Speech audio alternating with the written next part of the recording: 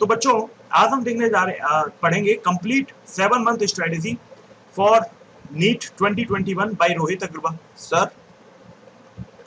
तो आज हम देखेंगे टॉप 10 सजेशंस नीट 2021 के लिए और स्ट्रेटेजीज जानेंगे, ऐसे टिप्स एंड सजेशंस और ऐसी स्ट्रेटेजीज जो आपको एग्जाम को क्रैक करने में बहुत हेल्प करेंगी, है ना। नीट के एग्जाम के लिए क्या क्या पॉइंट आपके लिए जरूरी हैं, ऐसी वो सारी स्ट्रेटेजीज आज हम जानेंगे। ठीक है बच्चों, चलो। तो यहाँ पर मैंने आपके लिए कोट लिखा हुआ है, tough time don't last, tough people do. इसका मतलब क्या है, सभी आप जानते हैं कि सभी के साथ बुरा समय नहीं रहता है ना। और जो बुरे समय को झेल जाते हैं वो पीपल जीतते हैं, वो लोग जीत जाते हैं इस जंग को, क्योंकि जिंदगी एक जंग है बच्चों और आपको हर समय लड़ना पड़ेगा। चाहे वो आपका एग्जाम हो, अभी नीट के लिए बात करें तो नीट एग्जाम हो, चाहे वो आप किसी भी पर्सपेक्टिव में देखें, आपको कोई प्रॉब्लम होती है। कोरोना वायरस है, कोरोना वायरस क्या है, एक जंग ही तो है, उससे हमें लड़ना ही तो है। ठीक है, तो tough time don't last, tough people do, है ना, ये बात आपको ध्यान रखनी है। यहाँ पर बच्चों आगे बढ़ने से पहले मैं आपको बताना चाहूंगा कि ये हमारा अनअकैडमी के साथ में टेलीग्राम ग्रुप है और ये हमारा चैनल है। इन ग्रुप्स और चैनल के ऊपर मैं बहुत एक्टिव रहता हूँ। यहाँ पर आप नोटिफिकेशन ऑन करके रखना, क्योंकि मैं सारे अपडेट्स, अपनी सारी डीपीपीज, है ना, जो भी मैं डेली प्रैक्टिस प्रॉब्लम दूंगा, जैसे ही मैं मॉडर्न फिजिक्स स्टार्ट करूंगा जल्दी ही, तो मॉडर्न फिजिक्स की जितनी भी डीपीपीज हैं, पीडीएफ हैं, वो सारे के सारे इन दोनों ग्रुप्स और चैनल पे मैं देने वाला हूँ। ठीक है, तो आई होप बच्चों कि आप इन सब दोनों चीजों को ध्यान रखोगे, दोनों को ज्वाइन कर लेना। ठीक है, ये ग्रुप है, ये चैनल है। तो ये @hello बच्चों से आ जाएगा और ये नीट प्रो से आ जाएगा। बच्चों ये मेरा क्लास का टाइमिंग और शेड्यूल है, तो आपको ये पता होना चाहिए बेसिकली कि मैं कब कब पढ़ाऊंगा, क्या क्या पढ़ाऊंगा। तो मैं यूट्यूब पे जल्दी ही स्टार्ट करने वाला हूँ, ट्यूसडे, वेडनेसडे, थर्सडे और फ्राइडे को क्लास लिया करूंगा मैं। नीट 2021 के लिए और 2022 दोनों क्लासेस के लिए मैं स्टार्ट करूंगा। नीट 2021 के लिए मैं स्टार्ट करने वाला हूँ मॉडर्न फिजिक्स, और नीट 2022 के लिए मैं स्टार्ट करने वाला हूँ काइनेमेटिक्स। ठीक है, तो हम बहुत जल्दी ही स्टार्ट करेंगे नेक्स्ट वीक से, है ना, अगले वीक से हम ये स्टार्ट करने जा रहे हैं। आपको खुशखबरी बता देता हूँ मैं। बेसिकली बच्चों मेरा क्या रहेगा सिस्टम कि मैं आपकी क्लास करवाऊंगा, क्लास में जो भी टॉपिक में पढ़ाऊंगा, XYZ जो भी टॉपिक में पढ़ाऊंगा, उस टॉपिक के आपको मैं डीपीपीज दूंगा। डीपीपीज क्या होते हैं, डेली प्रैक्टिस प्रॉब्लम, जिनमें 10 to 15 बेस्ट प्रॉब्लम्स आपको मिलेंगी, है ना, और उनको आपको सॉल्व करना है एक वीक के अंदर अंदर। और फिर हम अगले ही उसी वीक में अगली कुछ क्लासेस में अनअकैडमी स्पेशल के ऊपर उनका डिस्कशन करेंगे, है ना, उनका सॉल्यूशन देखेंगे, उनकी ट्रिक्स जानेंगे कि उनमें जो क्वेश्चन है उनको कैसे सॉल्व करेंगे, है ना, अपने डाउट को क्लियर करेंगे। ओके, सैटरडे और संडे को।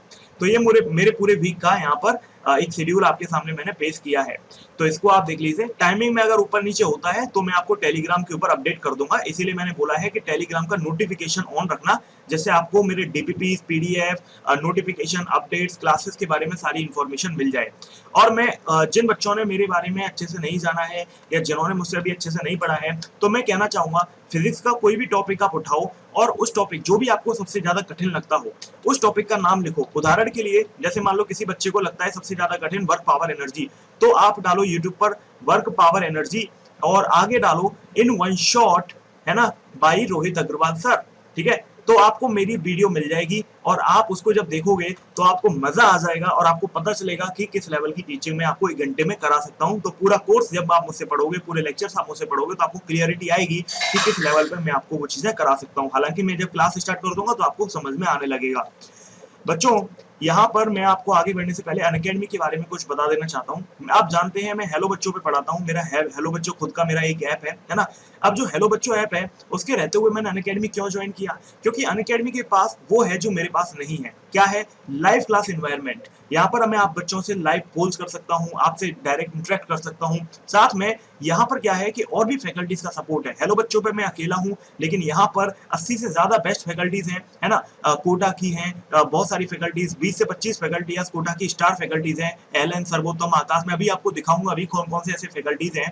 और साथ में आज अनअकैडमी के ऊपर ऑनलाइन के भी बेस्ट एजुकेटर्स हैं। तो मुझे इसीलिए अच्छा लगता है क्योंकि अनअकैडमी ने जो रिवॉल्यूशन लाया है, एक ही सब्सक्रिप्शन लेके बच्चा सारे टीचरों से आज पढ़ सकता है। उसको अलग अलग कोई कोर्स खरीदने की जरूरत नहीं है या फिर अलग अलग ट्यूशन लेने की जरूरत नहीं है, उसको टाइम वेस्ट करने की जरूरत नहीं है। तो यही चीज मुझे अट्रैक्ट करती है, ये जो रिवॉल्यूशन है, इसी वजह से मैंने आज अनअकैडमी को ज्वाइन किया है। और डेफिनेटली मुझे उम्मीद है कि अनअकैडमी के साथ मिलके हम सब चीज एग्जाम को क्रैक करेंगे बच्चों। ठीक है, चलो आगे बढ़ते हैं। तो अभी क्योंकि मैंने अभी भी ज्वाइन किया है, तो जो बच्चे मेरे प्रोमो कोड से अनअकैडमी को ज्वाइन करना चाहते हैं उनके लिए एक सुनहरा अवसर है। पहले 100 बच्चों को मैं अनअकैडमी सब्सक्रिप्शन के साथ में अपना जो कोर्स है मिशन 2021 और 2022 according to your subscribe year और टारगेट ईयर, वो मैं आपको फ्री ऑफ कॉस्ट देने वाला हूँ। नोट्स एंड डीपीपीस आपको फ्री ऑफ कॉस्ट दूंगा। जो मेरे नोट्स हैं, जो मैं हैंड रिटन नोट्स आपको दूंगा, ठीक है, मेरी डीपीपीस मैं आपको फ्री ऑफ कॉस्ट देने वाला हूं। अपनी क्वेश्चन बैंक, ये बेसिकली जो क्वेश्चन बैंक है बच्चों, फिजिक्स, केमिस्ट्री और बायो की, फिजिक्स की मैंने 8000 से ज्यादा खुद क्वेश्चन डेवलप करे हैं, और यहाँ पर केमिस्ट्री और बायो की मैंने जो फैकल्टीज है बेसिकली और फैकल्टीज हैं उनके साथ मिलकर आपके लिए क्वेश्चन बैंक डेवलप करी है। और ये जो क्वेश्चन बैंक है, ये जो क्वेश्चन बैंक है बेसिकली, इस क्वेश्चन बैंक का जो खास बात है वो क्या है, इस क्वेश्चन बैंक की खास बात ये है कि इसके अंदर इजी, मीडियम और हार्ड कैटेगरी में मैंने क्वेश्चंस को डिवाइड किया है आपके लिए, ठीक है। तो आपके लिए देखो बेसिकली मैंने जब नीट का एनालिसिस किया था तो मैंने आपको बताया था कि नीट एक ऐसा एग्जाम है जिसमें आपके इजी क्वेश्चन 70% आते हैं और मीडियम आपके 25% आते हैं और रिमेनिंग 5% आपके टफ आते हैं। इसका मतलब नीट के लिए हमें टफ क्वेश्चंस की प्रैक्टिस नहीं करनी, लेकिन हमें ज्यादा क्वेश्चंस की प्रैक्टिस करनी है। नीट के लिए हमें क्वालिटी क्वेश्चंस की प्रैक्टिस नहीं करनी है ना, क्वालिटी इन द सेंस हमें बहुत ज्यादा कठिन क्वेश्चंस की प्रैक्टिस करने की जरूरत नहीं है। हमें यहाँ पर ज्यादा नंबर ऑफ क्वेश्चंस की प्रैक्टिस करना जरूरी है। क्यों? क्योंकि आपको 180 मिनट में 180 क्वेश्चन करने हैं, तो आपको स्पीड की ज्यादा जरूरत है, ठीक है। यहाँ पे आईआईटी की तरह क्वालिटी क्वेश्चन नहीं आएंगे कि आपको 2 से 4 या 5 मिनट चाहिए क्वेश्चन को करने के लिए। यहाँ पे put the value get the answer questions आते हैं। जिस बच्चे को भरोसा नहीं है वो बच्चा मेरी नीट 2020 की एनालिसिस वीडियो देखे फिजिक्स की, जिसमें मैंने फिजिक्स का पेपर सॉल्व कराया है आपको, है ना, यूट्यूब पर कराया है, अनअकैडमी पर भी कराया है, हर जगह कराया है, ठीक है, कोर्स के अंदर भी कराया है। तो उसको आप देखो तो आपको पता चलेगा कि कितना आसान आपका ये पेपर आता है ना। चलो अब यहाँ पर बच्चों मैं आपको और आगे बढ़ने से पहले एक बार जल्दी से बता देता हूँ कि मेरी जो टेस्ट सीरीज है जो मैं लॉन्च करूंगा नवंबर, दिसंबर और जनवरी के आसपास, तो ये जो टेस्ट सीरीज है ये आपको मैं फ्री ऑफ कॉस्ट दूंगा उन बच्चों को जो या तो मेरे कोर्स से सब्सक्राइब कर रहे हैं अनअकैडमी पर या फिर मेरे हेलो बच्चों के प्रीमियम या सीनियर स्टूडेंट्स हैं। और पीसीबी डू और डाई बुक्स के बारे में आपको एक इन्फॉर्मेशन देना चाहता हूँ बच्चों। ये जो बुक्स हैं ये कोई बुक्स सेल वेल करने के लिए नहीं है। इन बुक्स का कोई भी मोटिव नहीं है कि मैं इन्हें बेचूं या फिर इनसे पैसा कमाऊं या फिर इन्हें अमेजोन पे डालूं, फ्लिपकार्ट पे डालूं, ऐसा कुछ नहीं है। ये मैंने प्रीमियम 100 बुक्स एमटीजी के साथ मिलकर एक्सक्लूसिव डेवलप करी हैं। ये बेसिकली फिजिक्स, केमिस्ट्री और बायो की 3 किताबें हैं जिनके अंदर concise revision of each subject है ना, with each topic. Her topic के अंदर क्या है, देखो फिजिक्स का मैंने खुद डेवलप किया है, केमिस्ट्री और बायो की मैंने एमटीजी की फैकल्टीज के साथ मिलकर डेवलप किया है ना। तो उसमें क्या किया है, उसमें हर टॉपिक का, जैसे मान लो फिजिक्स में 28 चैप्टर्स हैं, तो 28 चैप्टर का कंसाइज रिवीजन मैंने डेवलप किया है, साथ में concise revision of each chapter, and आपको साथ में मोस्ट एक्सपेक्टेड 45 क्वेश्चंस दिए हैं, है ना, और साथ में उनका सॉल्यूशंस भी दिया है। तो ये अपने आप में बहुत बेहतरीन किताबें हैं जिनको आप लास्ट टाइम में करोगे तो आपको बहुत अच्छा स्कोर मिलेगा, है ना। जैसा कि मैं आपको पता ही है मेरी जो मोस्ट एक्सपेक्टेड क्वेश्चन थे इस बार के, उसमें से 23 क्वेश्चन सिमिलर आए पेपर में, है ना, जो बिल्कुल डेटा चेंज करके आए थे, और 4 क्वेश्चन बिल्कुल एग्जैक्ट आए। इवन जो मैंने 12 तारीख को आपको मॉक टेस्ट कराया था उसका डायरेक्ट क्वेश्चन रिपीट हुआ था पेपर में। आपको बिलीव ना हो तो आप मेरा यूट्यूब पर जाकर देख लो 12 तारीख वाला पेपर मॉक टेस्ट, उसमें मैंने जो जो क्वेश्चन कराए थे उसमें से कई सारे सिमिलर क्वेश्चन पेपर में आए। Even 2 question directly without data change आए। आपको बता देता हूँ, एक तो वो आया था लॉजिक गेट वाला, है ना, और एक आपका सस्पेबिलिटी वाला आया था। और जो मैंने मोस्ट एक्सपेक्टेड सीरीज और डीबीपी दी थी उनमें से 23 क्वेश्चन ऐसे आए थे जो सिमिलर थे, जिसमें सिर्फ डेटा चेंज था। तो आप सोचो मैंने कितना हार्डवर्क किया होगा इसको डेवलप करने के लिए, ठीक है। तो मैं फिर से कह रहा हूं, ये कोई सेल करने के लिए नहीं है, पैसा कमाने के लिए नहीं है, ये सिर्फ आपकी बच्चों की भलाई के लिए है। ये उन बच्चों को मिलेंगी किताब या तो जो बच्चे प्लस ले रहे हैं मेरे कोर्स से, या फिर जो हेलो बच्चों के मेंबर हैं, या फिर जो मेरी टेस्ट सीरीज में बहुत अच्छा परफॉर्म करेंगे, उन बच्चों को मैं ये गिफ्ट की तरह फ्री ऑफ कॉस्ट उनकी एजुकेशन के लिए, उनको आगे बढ़ाने के लिए, उनकी रैंक लाने के लिए उनको ये देने वाला हूँ, ठीक है। तो ये बुक्स के बारे में हो गया। बाकी ये सिर्फ पहले 100 बच्चों के लिए है, बाकी और किसी के लिए नहीं है। आप यहाँ पे कॉन्टेक्ट करके एक बार मेरी टीम से बात कर सकते हैं अगर आपको कोई डाउट है तो। आगे बढ़ते हैं बच्चों।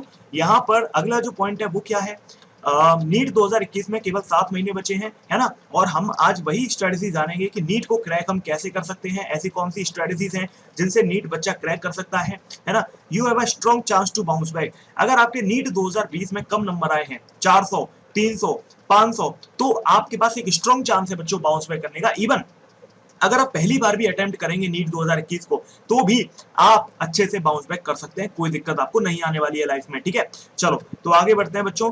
यहाँ पर सबसे पहला क्वेश्चन बच्चों के मन में आता है, क्या नीट एक टफ एग्जाम है? ठीक है। तो ये क्वेश्चन बच्चों के मन में बहुत आता है कि नीट एक टफ एग्जाम है। मुझसे हजारों बच्चे पूछते हैं अलग अलग जगह पे, है ना, यूट्यूब पर पूछते हैं, कमेंट्स में, टेलीग्राम पे मैसेज करते हैं, हमारी टीम को व्हाट्सएप करते हैं, कॉल करते हैं, ईमेल भेजते हैं। तो मुझसे पूछते हैं क्या नीट एक टफ एग्जाम है सर, क्या हम क्रैक नहीं कर सकते, क्या ऐसा ही क्यों होता है कि एक शहर में केवल 4 से 5 बेहतरीन डॉक्टर होते हैं, ऐसा ही क्यों होता है कि मैं आपको एक डेटा बताता हूँ 2019 में, आपको पता हो तो बच्चों आपको एक डेटा बता देता हूँ आज। 2019 का जब रिजल्ट आया था तो उसमें से बच्चों 700 नंबर की रेंज में सिर्फ आपके 3 बच्चे थे, और 695 की रेंज में केवल 9 बच्चे थे, और 690 के ऊपर केवल 27 बच्चे थे, है ना, और 600 के ऊपर केवल कुछ 1000 बच्चे थे। तो ऐसा क्यों हो रहा है कि लाखों बच्चों में से मिलियंस ऑफ बच्चे, जब 1.6 लाख बच्चे जब पेपर दे रहे हैं, तो ऐसा क्यों हो रहा है कि कुछ ही बच्चे इतना स्कोर कर पा रहे हैं? क्या ये नीट बहुत टफ है? क्या इसमें फिजिक्स, केमिस्ट्री, बायोलॉजी बहुत ज्यादा टफ आती है? तो आंसर है नो। नीट इसलिए टफ नहीं है बच्चों, देखो नीट टफ है, आंसर है यस, लेकिन ध्यान रखो नीट इसलिए टफ नहीं है कि इसमें फिजिक्स, केमिस्ट्री, बायो टफ आती है, नो। नीट इसीलिए टफ है क्योंकि इसमें बच्चे कंपटीशन बहुत ज्यादा है सीट के कंपैरिजन में, बस इस रेशियो के हिसाब से थोड़ा सा टफ है। एक्चुअली क्या है कि इसमें 720 में से आपको बहुत ज्यादा नंबर चाहिए, 600 प्लस नंबर चाहिए, और जब किसी एग्जाम में इतने ज्यादा नंबर चाहिए होते हैं तो उसकी तैयारी हमें जी जान से करनी पड़ती है, हमें फुल डेडिकेशन से प्रिपरेशन करनी पड़ती है, हमें लगन से, मेहनत से प्रिपरेशन करनी पड़ती है, हमें हार्डवर्क की जरूरत पड़ती है, इवन हमें कंसिस्टेंसी की जरूरत पड़ती है। और मैं थोड़ी देर आगे आपको एक कहानी सुनाऊंगा तो उसमें आपको बताऊंगा कि कैसे कंसिस्टेंट और हार्डवर्क और डेडिकेशन के साथ में आप किसी भी चीज को लाइफ में अचीव कर सकते हैं। तो बच्चों आपको ये समझना होगा कि नीट एक डिफिकल्ट टास्क है अचीव करना, है ना, इजी टास्क नहीं है ना। क्यों इजी टास्क नहीं है? क्योंकि इसमें क्या होता है कि बच्चा भटक जाता है, बच्चा बेसिकली डेडिकेट नहीं रह पाता है। तो जब आप डेडिकेट नहीं रहोगे, कंसिस्टेंट नहीं रहोगे, तो आप भटक जाओगे, ये बात श्योर है। तो आपको यहाँ पर इस डिफिकल्ट जर्नी को अचीव करने के लिए लगातार मेहनत करते रहना होगा, जूझना होगा, 10 घंटे रोज पढ़ाई करनी होगी। अगर आपकी गलती से किसी दिन 8 घंटे पढ़ाई हुई है तो जो 2 घंटे हैं उसको अगले दिन कवर करना होगा, और 12 घंटे कवर करके आपको पिछले दिन का भुगतान करना होगा। अगर आपने ऐसा आज नहीं किया तो यकीन मानो बच्चों आपके 500 नंबर से ज्यादा नहीं आएंगे, क्योंकि अगर आपको 600 प्लस नंबर लाने हैं नीट के अंदर, और 600 प्लस लाने जरूरी है, क्योंकि अगर आप इतने नहीं लाओगे तो आपको अच्छा कॉलेज नहीं मिलेगा, क्योंकि आजकल कट ऑफ बहुत ज्यादा हाई आती है, ठीक है। तो 600 नंबर अगर आप नहीं लाओगे तो आपको अच्छा कॉलेज नहीं मिलेगा, आपका सपना पूरा कभी नहीं होगा। तो अगर आपने विजन बनाया है, आपने सपना बनाया है कि भाई आपको एमबीबीएस करनी है, आपको डॉक्टर बनना है, आपको उन कुछ चंद लोगों में से बनना है जो आपके शहर में कुछ चंद लोग होते हैं, ठीक है, अगर आप उस लेवल के डॉक्टर बनना चाहते हैं तो ऐसे केस में क्योंकि अच्छे कॉलेज में जाना उसके लिए जरूरी है, तो अगर आप मजे लेना चाहते हैं जिंदगी के तो आपको बहुत अच्छे कॉलेज में जाना होगा, तभी आप एक अच्छे डॉक्टर बनेंगे और तभी लाइफ को आप एंजॉय कर पाएंगे अच्छे से, ठीक है, नहीं तो आप घिसते रह जाओगे बच्चों। तो ये समझना पड़ेगा नीट एक सिंसियर बच्चों का टास्क है, डिफिकल्ट टास्क है, मजे मस्ती वाले बच्चों के लिए नहीं है। आपको सिंसियरली रोज 10 से 12 घंटे पढ़ाई करनी पड़ेगी, कोई हुआ नहीं है, कोई शॉर्ट ट्रिक नहीं है, ठीक है, कोई शॉर्टकट नहीं है नीट क्रॉस करने का, सिर्फ एक ही शॉर्ट ट्रिक है और वो है डेडिकेटेड स्टडी, ठीक है। चलो आगे बढ़ते हैं। ये मैंने सब बताया आपका माइंडसेट डेवलप करने के लिए कि आपको ये पता चल जाए कि नीट इज नॉट इजी, ठीक है। पीसीबी के केस में इजी है, लेकिन बच्चों आपको ये पता चल जाए कि कंपटीशन वाइज इजी नहीं है ना। बच्चों यहाँ पर आपके लिए एक बढ़िया सी चीज लिखी हुई है, whenever we indulge in something that we like in our heart truly, we get rid of temptation and stray thoughts effortlessly. Make study your hobby rather than a burden. Best way to happiness is liking what we do. ये I hope कि सभी बच्चों को समझ में आया होगा क्या लिखा है, बहुत सिंपल इंग्लिश में लिखा हुआ है। देखो जब आप किसी चीज में पूरी जान से इंडल्ज हो जाते हो, ठीक है, आप देखो आप दिल से किसी चीज में जब इंडल्ज हो जाते हो ना, तो आपको ना तो कोई किसी और चीज का लालच आता, ना ही आपको ये मन करेगा। जब आप पूरी तरीके से डेडिकेटेड हो गए कि भाई आपने विजन बना लिया अपना, आपने माइंडसेट डेवलप कर लिया। विजन क्या है कि भाई मुझे 1 साल के अंदर डॉक्टर बनना है, मुझे एमबीबीएस अच्छे से अच्छे कॉलेज में करना है, मुझे लाइफ में सक्सेसफुल बनना है। आपने विजन अपना बना लिया, है ना। अब इस विजन के लिए आपको क्या जरूरत है? इस विजन के लिए आपको जरूरत है स्कोर की, जो कितना है, कम से कम 600 प्लस। जो कैसे आएगा? जब आप 180 में से आप कितने क्वेश्चन करोगे, आप 170 क्वेश्चंस करके आओगे, तब जाके आप इतना स्कोर अचीव करोगे। क्योंकि देखो जब 170 करोगे तो उसमें से कुछ गलत होंगे, कुछ सही होंगे, तो ओवरऑल जो आपका स्कोर आएगा वो 600 प्लस तभी आ पाएगा जब आप 170 क्वेश्चन अटेम्प्ट करके आने की हिम्मत रखते हो, ठीक है। तो बच्चों अगर आपने इतना बड़ा विजन बनाया है, इतना बड़ा गोल बनाया है, तो इसके लिए आपको यहाँ पर जी जान से अपने आप को थोपना होगा इसके अंदर, अपने आप को पूरा जी जान से लगा देना होगा, तभी आप सोच सकते हो कि इस गोल को आप अचीव कर पाओगे। यहाँ पे क्या लिखा हुआ है, मेक स्टडी और हॉबी। आपको पढ़ाई को अपनी हॉबी बनाना है रेदर देन अ बर्डन। आपको ये नहीं सोचना कि यार कैसे करूंगा, इतना इतना पढ़ना है, इतना बोझ नहीं, बोझ की तरह मत पढ़ो पढ़ाई को कि माँ बाप ने कह दिया, समाज ने कह दिया, उनको दिखाना है, उसको दिखाना है। अरे नहीं भाई, आपको अपनी जिंदगी बनानी है, आपको अपनी जिंदगी के लिए पढ़ना है, आपको अपने नाम के लिए पढ़ना है, ठीक है। Best way to happiness is liking what we do. सबसे ज्यादा बढ़िया तरीका है खुश रहने का, जो हम करना चाहते हैं उसको मतलब जो हम करते हैं बेसिकली उसको दिल से करना, उसको पसंद करना। तो आपको डॉक्टर बनना है, आपको रास्ता पता चल गया है, तो आपको डॉक्टर बनने का बेस्ट तरीका सिर्फ एक ही है कि आप उसे दिल से जी और जान से लग जाओ इस प्रिपरेशन में, क्योंकि ये बच्चों एक मिशन है, ये कोई आपका छोटा मोटा गोल नहीं है, ये पूरा मिशन है। आपको इसको अचीव करने के लिए जी जान से इसमें लगना पड़ेगा। बर्डन की तरह पढ़ोगे तो बोर हो जाओगे, क्योंकि सिलेबस बहुत वास्ट है। चलो आगे बढ़ते हैं।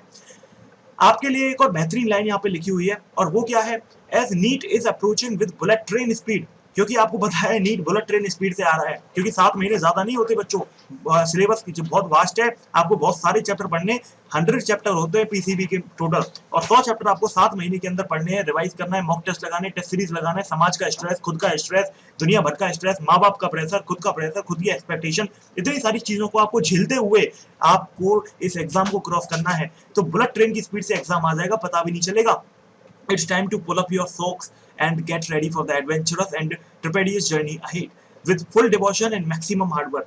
तो मैं आज आपसे उम्मीद करता हूं कि सभी बच्चे मेरे साथ प्रॉमिस करेंगे कि आज के बाद, ये वीडियो देखने के बाद, आप कोई स्ट्रेटजी की वीडियो मत देखना। आज के बाद ये आपकी फाइनल स्ट्रेटजी वीडियो होनी चाहिए, और आज जो भी आप सीखेंगे आपको उसे प्रैक्टिकल लाइफ में एग्जीक्यूट करना है। और आप मेरे साथ ये कसम खाओ कि यहाँ पर डिवोशन और मैक्सिमम हार्डवर्क आज आप देंगे इस वीडियो के बाद में। आपने अगर फिक्स कर लिया कि भाई 10 घंटे रोज पढ़ना है, तो आपको पढ़ना है, ये आज आपको कसम खानी है मेरे साथ कि सर मैं अपनी कसम खाता हूं कि मैं मैक्सिमम डिवोशन दूंगा। मैं जब तक अपने शीशे में अपनी नजर, अपनी आंखों, अपने आप को नहीं देखूंगा, अपने आप से नजर नहीं मिलाऊंगा, जब तक मेरे आर्ट्स पूरे नहीं हो जाते पढ़ाई के, जब तक मेरा टारगेट आज का अचीव नहीं हो जाता, जब तक मेरे हफ्ते का टारगेट अचीव नहीं हो जाता, तब तक मैं ना घूमूंगा, ना फिरूंगा, ना एंजॉय करूंगा। मेरे लिए ना एंजॉय मैटर करता, ना मेरे लिए कोई और चीज मैटर करती। 7 महीने पढ़ाई करूंगा और नीट में बाउंस बैक करके फोड़ के आऊंगा। किसी के 400 नंबर आए हैं बच्चों, तो उसको 600 लाने में कोई ज्यादा टाइम नहीं लगेगा अगर वो मेहनत करेगा तो इन 7 महीनों में। उसको सिर्फ ये देखना है कि उसने क्या गलती करी थी, क्या ऐसा वीक टॉपिक रह गया था जिसकी वजह से उसके इतने कम नंबर रह गए, ठीक है।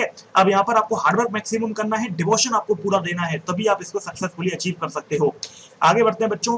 यहाँ पर एक बेहतरीन स्टोरी आपके लिए है कछुआ और खरगोश की। मुझे पूरी उम्मीद है कि ज्यादातर बच्चों ने अपनी जिंदगी में ये जो कहानी है वो सुनी होगी। ये मैं बार बार अपनी वीडियोस में बताता हूँ बच्चों, क्योंकि ये सच्चाई है, ये जिंदगी की सच्चाई है। ये असल में बेसिकली ये नीट के जो बच्चे हैं उनसे सक्सेसफुली मैच होते हैं। सिर्फ नीट के बच्चे नहीं, लाइफ में हर किसी से सक्सेसफुली मैच होती हुई स्टोरी है ये, ठीक है। 2 कैरेक्टर हैं इसकी स्टोरी के अंदर, एक है आपका रैबिट खरगोश, और एक है आपका टॉर्टोइस कछुआ। तो बच्चों यहाँ पर क्या होता है कि ये जो खरगोश होता है ये बहुत साना बनता है अपने मन में। ये क्या कहता है, ये वो वाले बच्चे होते हैं जो शुरू में बहुत जोशीले होते हैं, आज शुरू में बहुत फास्ट भागते हैं, शुरू में 15 घंटे पढ़ रहे हैं, 14 घंटे पढ़ रहे हैं, है ना। और फिर एक टाइम बाद फुस हो जाते हैं, फिर 2-3 महीने बाद पढ़ा और फिर उसके बाद फुस हो जाते हैं, उन्हें लगता है कि अब तो मैंने सब कुछ पढ़ लिया। तो ये जो रैबिट वाले बच्चे होते हैं ये शुरू में फास्ट होते हैं लेकिन बाद में स्लो हो जाते हैं, ठीक है, बाद में सो जाते हैं। जैसे ये रैबिट था ना, ये रैबिट हंस रहा था पहले इस पे, है ना, और फिर उसके बाद ये जाके सो गया। और फिर क्या हुआ आपको सबको पता है। ये जो कछुआ था बच्चों, ये जो कछुआ था ये धीरे धीरे चलता रहा, ना रुका, ना थका, ना सोया। ये अपने गोल तक चलता रहा, ये तब तक नहीं रुका, तब तक नहीं थका जब तक ये अपने गोल तक नहीं पहुंच गया।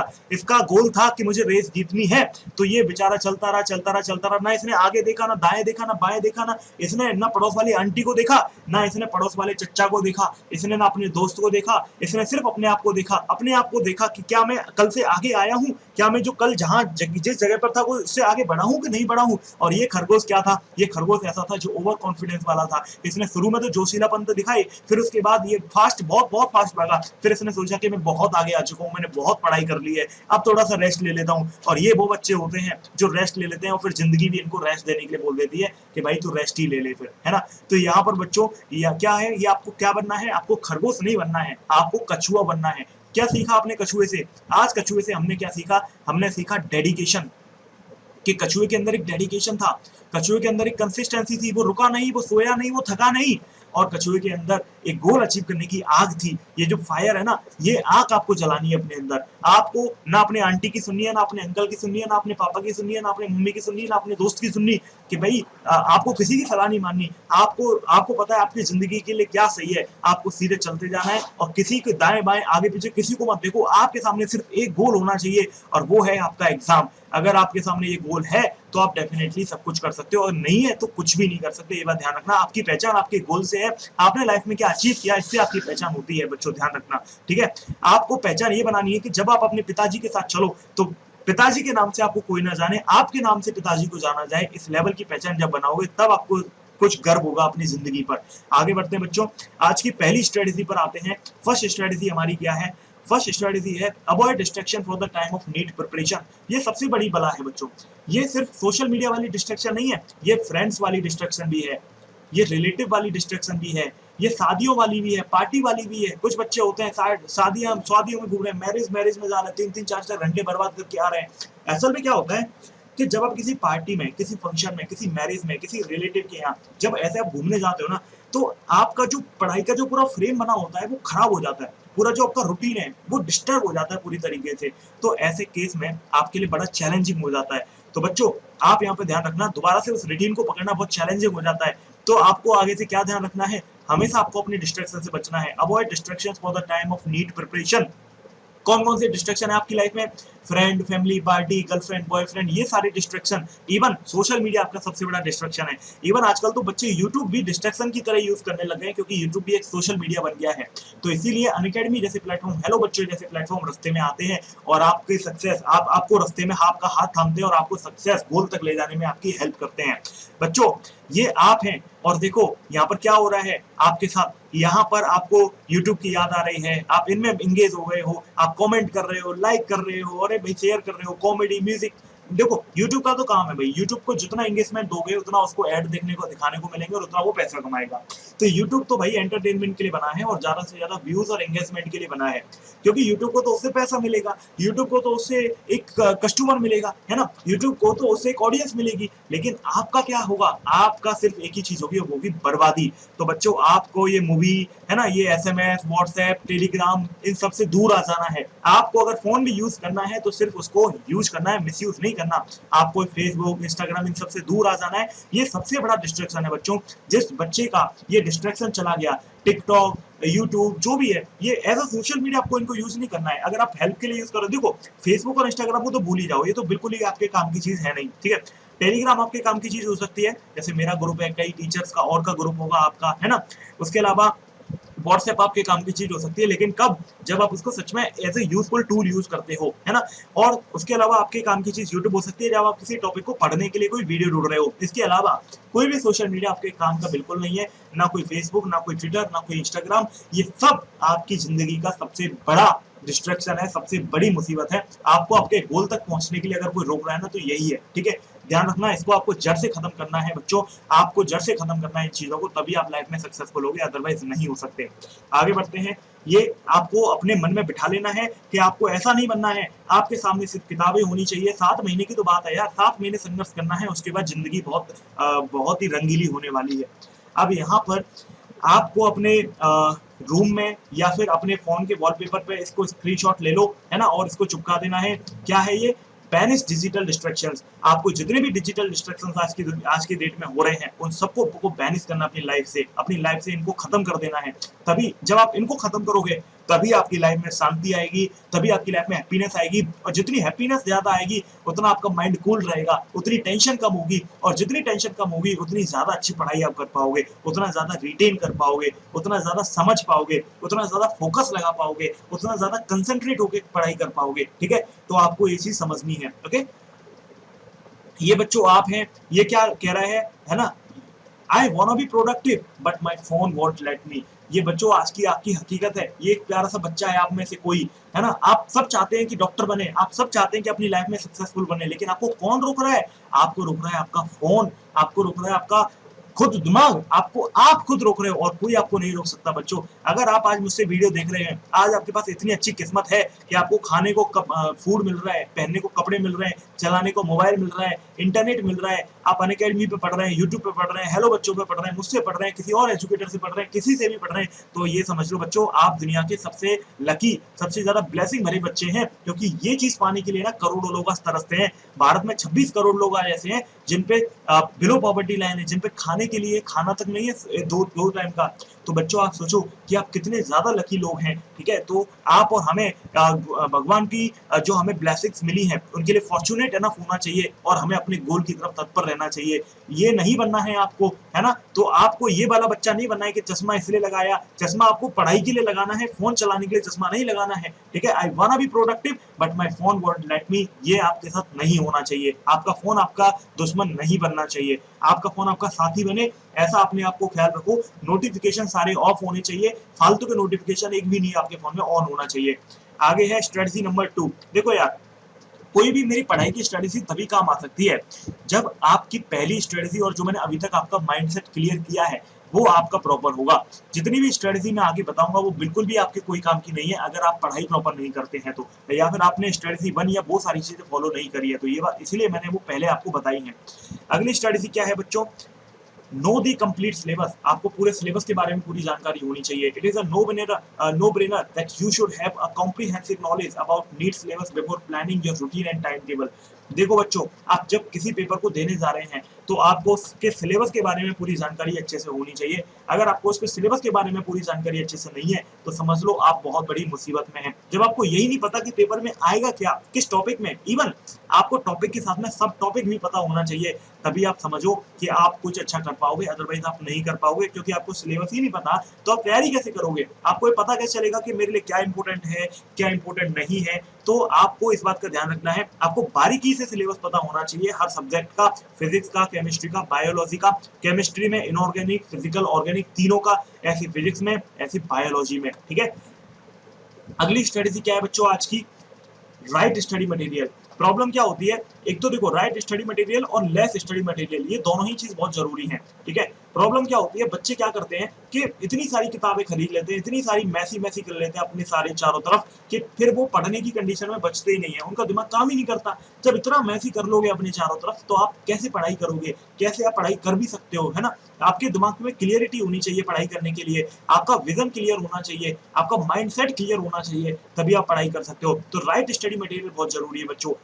राइट स्टडी मटेरियल में क्या है, देखो सबसे पहले तो आपके लिए सबसे ज्यादा जरूरी है एनसीईआरटी बुक। ये आपकी बाइबल है बच्चों, एनसीईआरटी आपकी बाइबल है।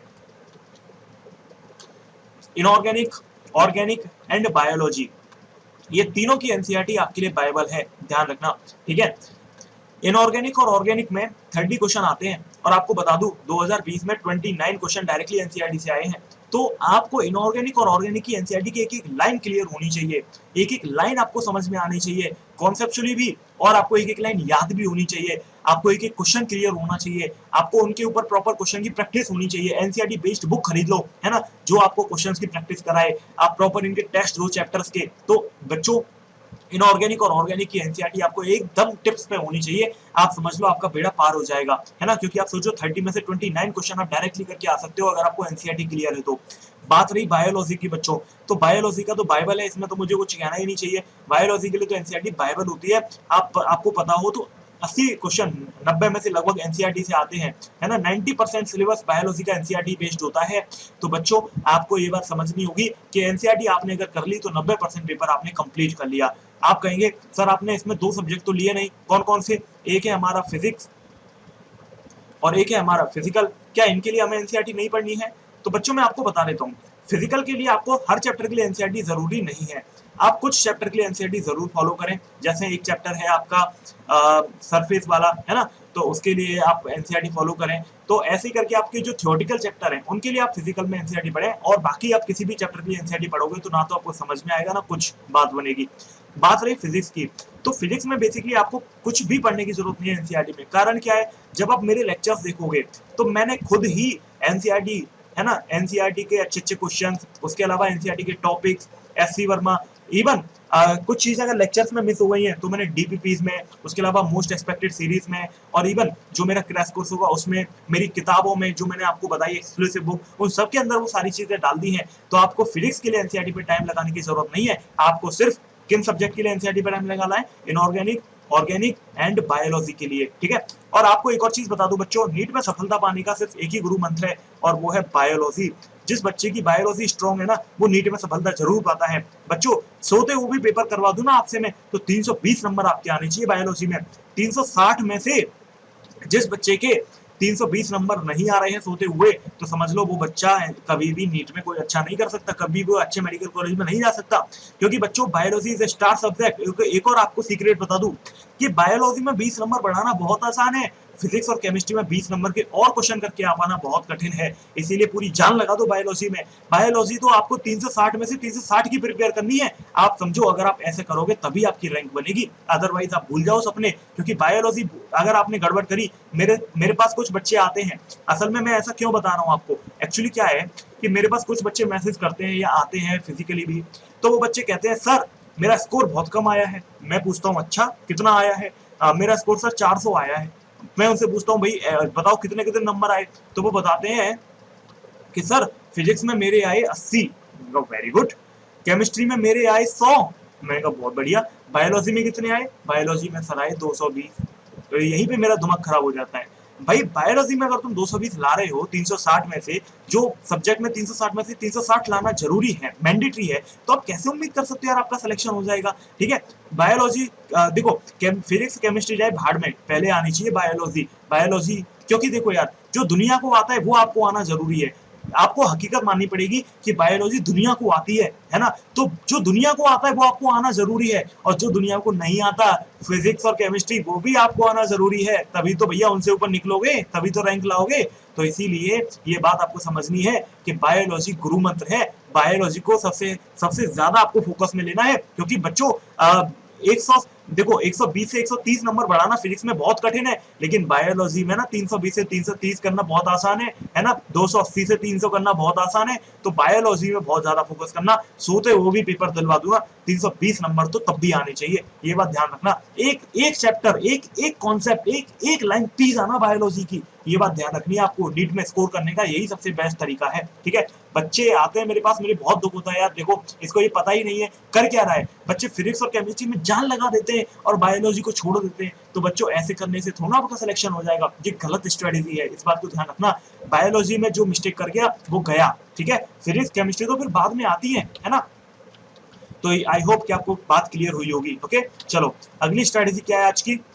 अगली स्ट्रेटेजी है रियलिस्टिक टाइम टेबल। कुछ बच्चे होते हैं सोचते हैं सुपरमैन टाइप की सोच, थॉट प्रोसेस जो रखते हैं, वो क्या सोचते हैं, 2 दिन में फिजिक्स कंप्लीट कर लूंगा, 3 दिन में केमिस्ट्री कंप्लीट कर लूंगा, और 3 दिन में बायोलॉजी भी रिवाइज कर लूंगा। तो ये जो थॉट प्रोसेस रखते हैं वो कैसे सक्सेसफुल हो जाएंगे? भाई आपको रियलिस्टिक टाइम टेबल रखना है। आपको 7 दिन में सोचना है कि मेरे को कम से कम 4 से 5 चैप्टर का रिवीजन करना है, ठीक है। अभी तो रिवाइजन की बात नहीं कर रहे हम, फिलहाल हम कंप्लीट करने की बात करते हैं। तो आपको सोचना है कि 7 दिन में कम से कम 3 चैप्टर मेरे कंप्लीट होने ही चाहिए किसी भी हाल में।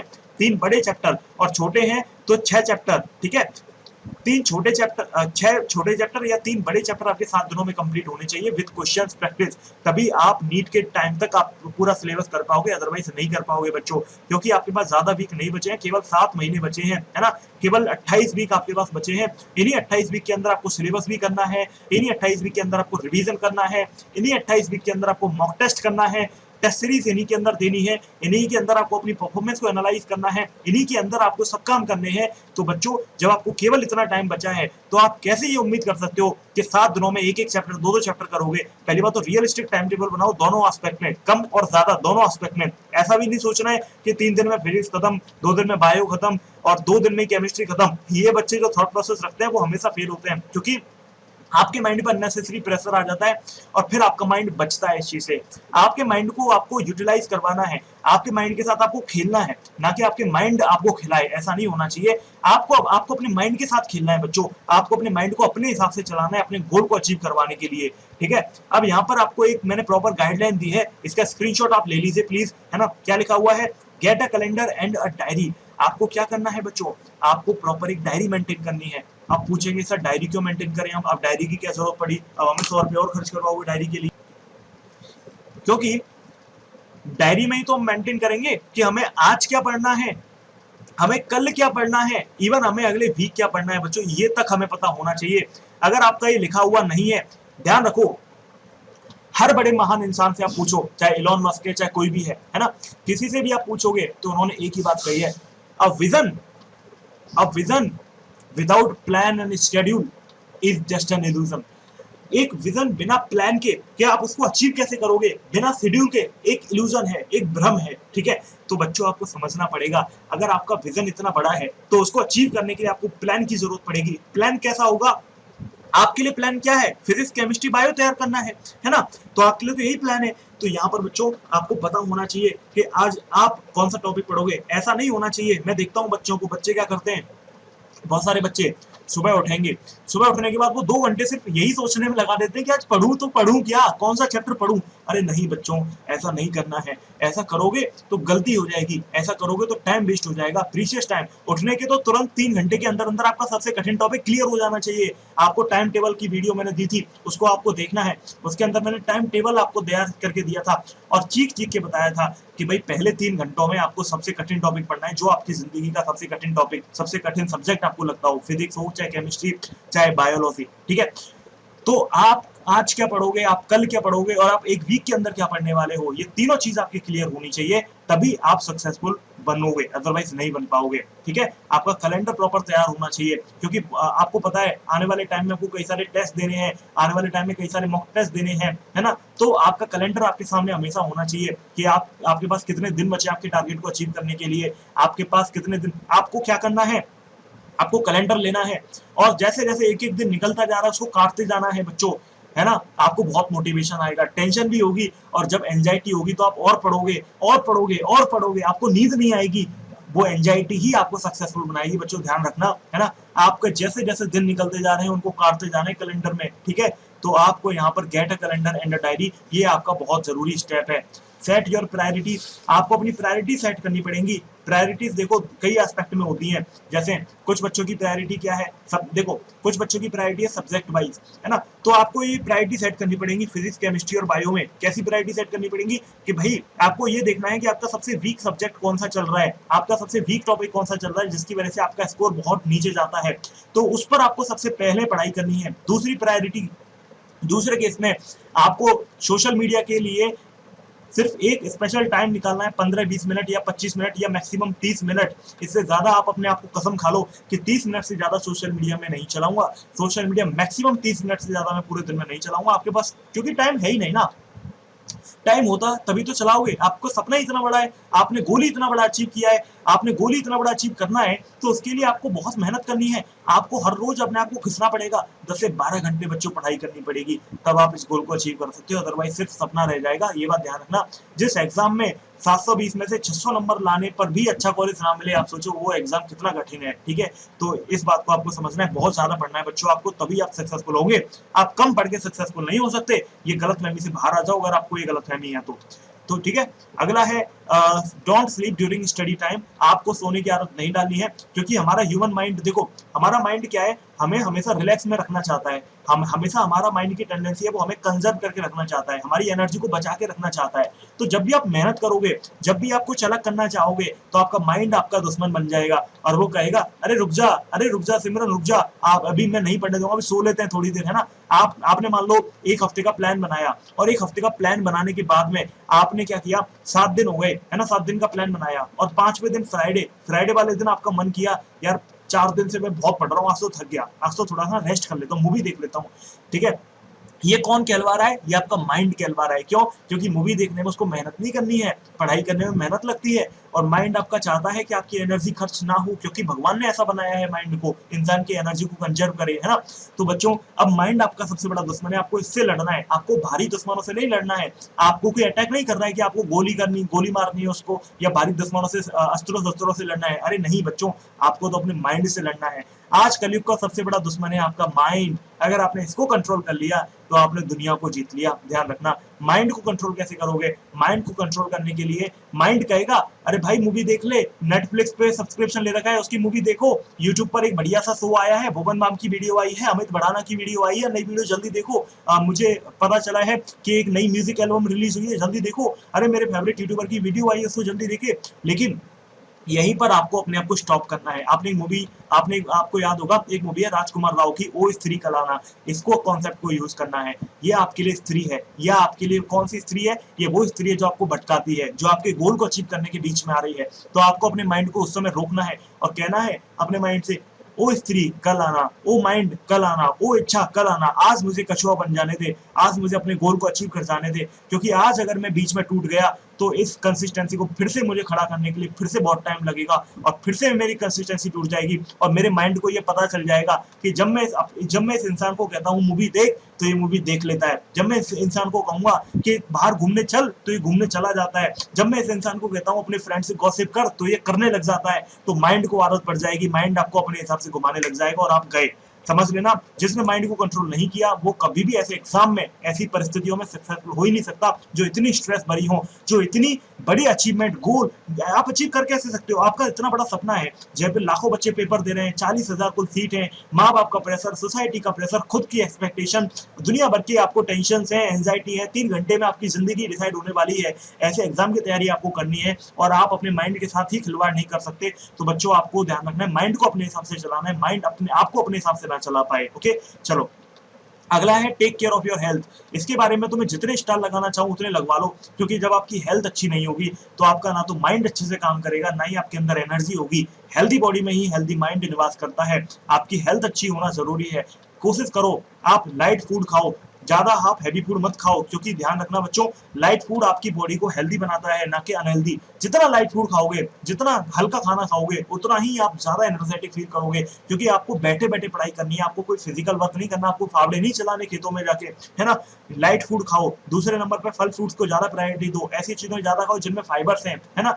साथ में ब्राउन ब्रेड और पीनट बटर जैसी चीज अपने पास रखो, जिससे जब भी भूख लगे ब्राउन ब्रेड और पीनट बटर खा लिया। ये नहीं कि खाना खाने चले गए, बाहर घूमने चले गए, कुछ खा के आते हैं। अरे नहीं भाई, ब्राउन ब्रेड और पीनट बटर अपने साथ रखो, है ना। पीनट बटर अमेजोन से मिल जाता है, ब्राउन ब्रेड या व्हाइट ब्रेड आपके घर पे कहीं ना कहीं मिल जाएंगे आपके आसपास, है ना। और साथ में आप अपने पास डार्क चॉकलेट भी रख सकते हो। जिन बच्चों को चॉकलेट का शौक है वो नॉर्मल चॉकलेट की जगह डार्क चॉकलेट खाइए। डार्क चॉकलेट खाने से मेमोरी बढ़ती है, शार्प होता है दिमाग डार्क चॉकलेट में। ठीक है, डार्क चॉकलेट में बहुत सारे, और ग्रीन टी आप पीजिए, ग्रीन टी में एंटीऑक्सीडेंट होते हैं। आपको जब भी नींद आए वो कॉफी पीजिए, हिचकिए मत, क्योंकि बच्चों आप 4-5 ग्लास कॉफी आराम से पूरे दिन में पी सकते हो, आपको कोई परेशानी नहीं होगी। जो ये कहता है कि कॉफी नुकसान करती है, करती तो है, लेकिन जब आप किसी चीज को एक्सेसिव यूज करते हो तब नुकसान करती है। आप 3-4-5 कप आराम से पी सकते हो, कोई दिक्कत नहीं है। एक स्टडी के हिसाब से 400 mg तक इंसान आराम से कॉफी ले सकता है, और जब आप एक पाउच या एक चम्मच कॉफी यूज करते हैं तो उसमें केवल 35 mg कॉफी होती है। तो आप सोचिए 4-5 कप में आपका कुछ नहीं होने वाला, आप आराम से पी सकते हो, कोई दिक्कत नहीं है। जब भी नींद आए कॉफी पीजिए, चाय का इस्तेमाल करिए, डजंट मैटर, पर गोल पूरा होना चाहिए। कुछ भी हो जाए, कुछ भी लो, रेड बुल पीनी पड़े, कुछ भी पीनी पड़े, पियो, खाओ, कुछ भी करो, भूखे रहो, कोई दिक्कत नहीं है, लेकिन गोल पूरा होना चाहिए। सोने से पहले अगर गोल पूरा नहीं हुआ तो समझ लेना बूंद बूंद से घड़ा बनता है। एक एक दिन की मेहनत ही आपको महीने की मेहनत बनाएगी, और महीने महीने की मेहनत ही साल की मेहनत बनाएगी, और साल की मेहनत ही उस 3 घंटे के पेपर में काम आने वाली है। तो आपको ये माइंडसेट क्लियर होना चाहिए। आपको यहाँ पर अगला लिखा हुआ है set out long study hours. आपको लंबे घंटे की स्टडी आवर्स बनाने। ऐसा क्यों बताऊं? तो लॉन्ग स्टडी आवर्स आपको क्यों बनाने हैं, मैं रीजन बताता हूँ। लॉन्ग स्टडी आवर्स आपको इसलिए बनाने हैं, आपने ज्यादातर YouTubers, motivational speaker, so called motivational speaker, उनसे सुना होगा कि 40 मिनट पढ़ाई करो, 10 मिनट का ब्रेक लो। अरे नहीं बच्चों, आपके लिए ये नहीं बना। आपको 3 घंटे का लगातार पेपर देना है, 180 क्वेश्चन 180 मिनट में करने भाई। आपको टाइम नहीं मिलेगा। आप अगर अपने माइंड को अभी से ये आदत डालोगे कि 40 मिनट की पढ़ाई करके 10 मिनट का ब्रेक चाहिए भाई, तो फिर कैसे कि इसमें आप 3 घंटे का पेपर दे पाओगे? आपको आज से ही आदत डालनी है कि जब भी पढ़ने बैठोगे 3 घंटे का ही सेशन लोगे। 3 घंटे के सेशन से पहले नहीं उठना है, 3 घंटे के सेशन में ही आपको पढ़ाई करनी है। क्योंकि आप अपने माइंड को ये आदत डाल दो, अपने माइंड को आप ये इस माइंड फ्रेम में ले आओ, अपने माइंड को आपको यह आदत डाल देनी है कि जब भी आप पढ़ने बैठ, आपके माइंड को ये पता चल जाना चाहिए कि जब भी ये इंसान पढ़ने बैठता है, 3 घंटे तक मुझे डिस्टर्ब नहीं करना है। आप अपने साथ पानी की बोतल, चाय, कॉफी जो लेके बैठना है बैठो, उठना नहीं है बीच में, ठीक है। 3 घंटे मतलब अगर एक बार पढ़ने बैठ गए तो 3 घंटे से पहले नहीं उठोगे, ये शर्त ये दिमाग में बैठा लो। आराम से खूब 3 घंटे के बाद में खूब ब्रेक ले लो, आधा घंटे का 1 घंटे का, बट 3 घंटे का स्टडी सेशन आपको करना है, क्योंकि आपका एग्जाम असल में 3 घंटे का होगा। और आपके माइंड को ये क्लियरिटी हो जानी चाहिए कि जब भी इंसान पढ़ने बैठ जाता है तो 3 घंटे तक माइंड को डिस्टर्ब नहीं करना है, ठीक है। क्योंकि माइंड को आपको नौकर बनाना है, मालिक नहीं बनाना। मालिक साहब जब पढ़ने बैठ जाते हैं माइंड को ये पता चल जाए, नौकर को ये पता चल जाए कि जब मालिक पढ़ने बैठ जाते हैं तो 3 घंटे वो लगातार पढ़ते हैं, तो मैं डिस्टर्ब इनको नहीं करूंगा, ठीक है। तो प्लीज आप इस बात का ध्यान रखें, ओके। अगला है गेट इनफ स्लीप। ये इसलिए जरूरी होता है क्योंकि जब आप नींद पूरी नहीं लोगे बच्चों, तो आपका माइंड अच्छे तरीके से काम नहीं करेगा, आपकी रिटेंशन पावर कम हो जाएगी, आपकी याददाश्त प्रॉपर काम नहीं करेगी। आप जितना भी पढ़ लोगे ना तो आपको कुछ याद रहेगा, ना ही आपकी एनालिटिकल स्किल काम करेंगी, ना ही आप अच्छे से न्यूमेरिकल में सोच पाओगे। तो नींद पूरी लो, नींद में कंजूसी मत करो। 7 घंटे, 8 घंटे, 6 घंटे, आपकी जो भी नींद है आप उतनी पूरी लो। और अगर आप लाइट फूड खाओगे ना बच्चों, तो ये नियम है कि जितना हल्का खाना खाता है इंसान उतनी कम नींद उसको आती है, क्योंकि ज्यादा खाना खाने के लिए शरीर को ज्यादा ताकत लगानी पड़ती है उसको पचाने के लिए, तो आपको इसलिए नींद भी थोड़ी ज्यादा आती है। तो आप अगर कम खाना खाओगे, लाइट फूड खाओगे, ज्यादा फ्रूट्स खाओगे, रॉ फूड ज्यादा खाओगे, जैसे सैलेड बहुत सारी खाओगे, है ना, खाने को कम करोगे, तो डेफिनेटली आपको नींद भी कम आएगी। ये मेरी गारंटी, आप एक्सपेरिमेंट करके देख लो 1 हफ्ते, ठीक है। चलो आगे बढ़ते हैं बच्चों।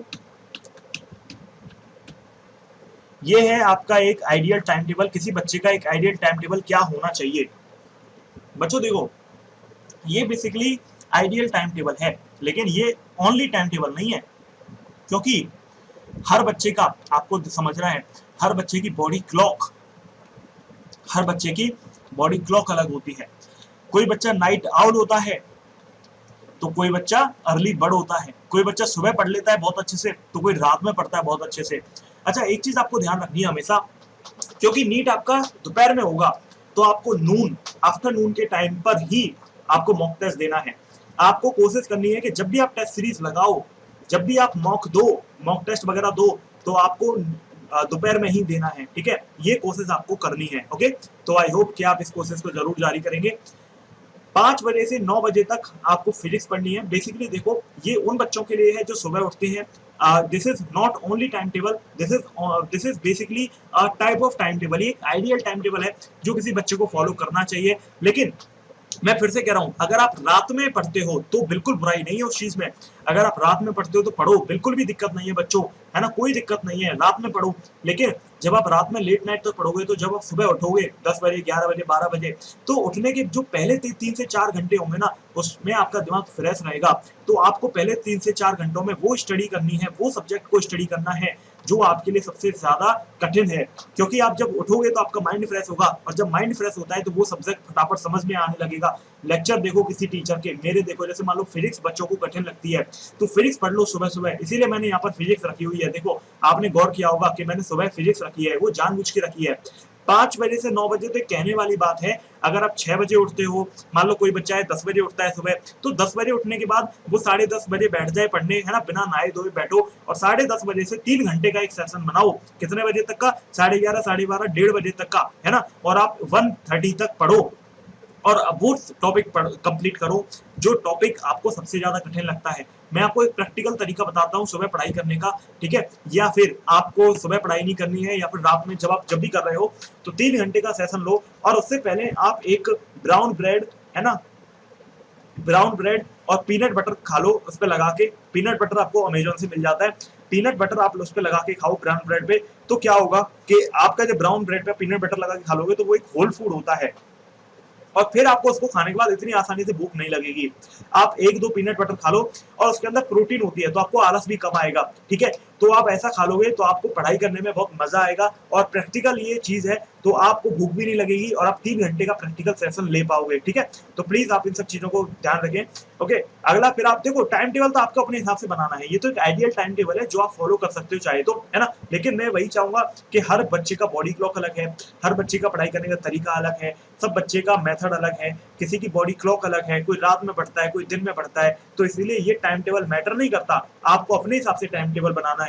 लेकिन सुबह के 3-4 घंटों में, जब भी वो आप उठ रहे हो, उनके 3-4 घंटों में आपको सबसे कठिन टॉपिक क्लियर करना है, और हर स्टडी सेशन 3 घंटे का करना है, क्योंकि पेपर 3 घंटे का होगा। और अपने नौकर को ने हमारा माइंड, अपने नौकर माइंड को हमें समझाना है कि भाई जब मैं पढ़ने बैठ जाऊं तो मुझे डिस्टर्ब मत किया कर तू। तो 3 घंटे का सेशन जब आप रोज करोगे, तो आपके माइंड को पता चल जाएगा कि मालिक साहब जब पढ़ते हैं तो मुझे डिस्टर्ब नहीं करना है बीच में, ठीक है। चलो अब यहाँ पर फिर से बोल लाइन लिखिए जो मैं अभी बोल रहा था, each person body clock is different, हर इंसान की बॉडी क्लॉक डिफरेंट होती है बच्चों। तो इसीलिए कह रहा हूँ कि कोई भी आपके लिए टाइम टेबल आइडियल नहीं हो सकता, कोई दूसरा आपके लिए कभी भी टाइम टेबल बना ही नहीं सकता, आपको खुद के लिए टाइम टेबल बनाना होगा। बस आपको एक चीज ध्यान रखनी है कि आपके टाइम टेबल में 10 घंटे की स्टडी होनी चाहिए कम से कम, है ना, क्योंकि ये आसान एग्जाम नहीं है। आपको सब्जेक्ट आसान है, सब कुछ आसान है, लेकिन इसमें कंटिन्यूअसली हार्डवर्क की जरूरत पड़ती है, डिसिप्लिन की जरूरत पड़ती है, लगातार पढ़ाई की जरूरत पड़ती है।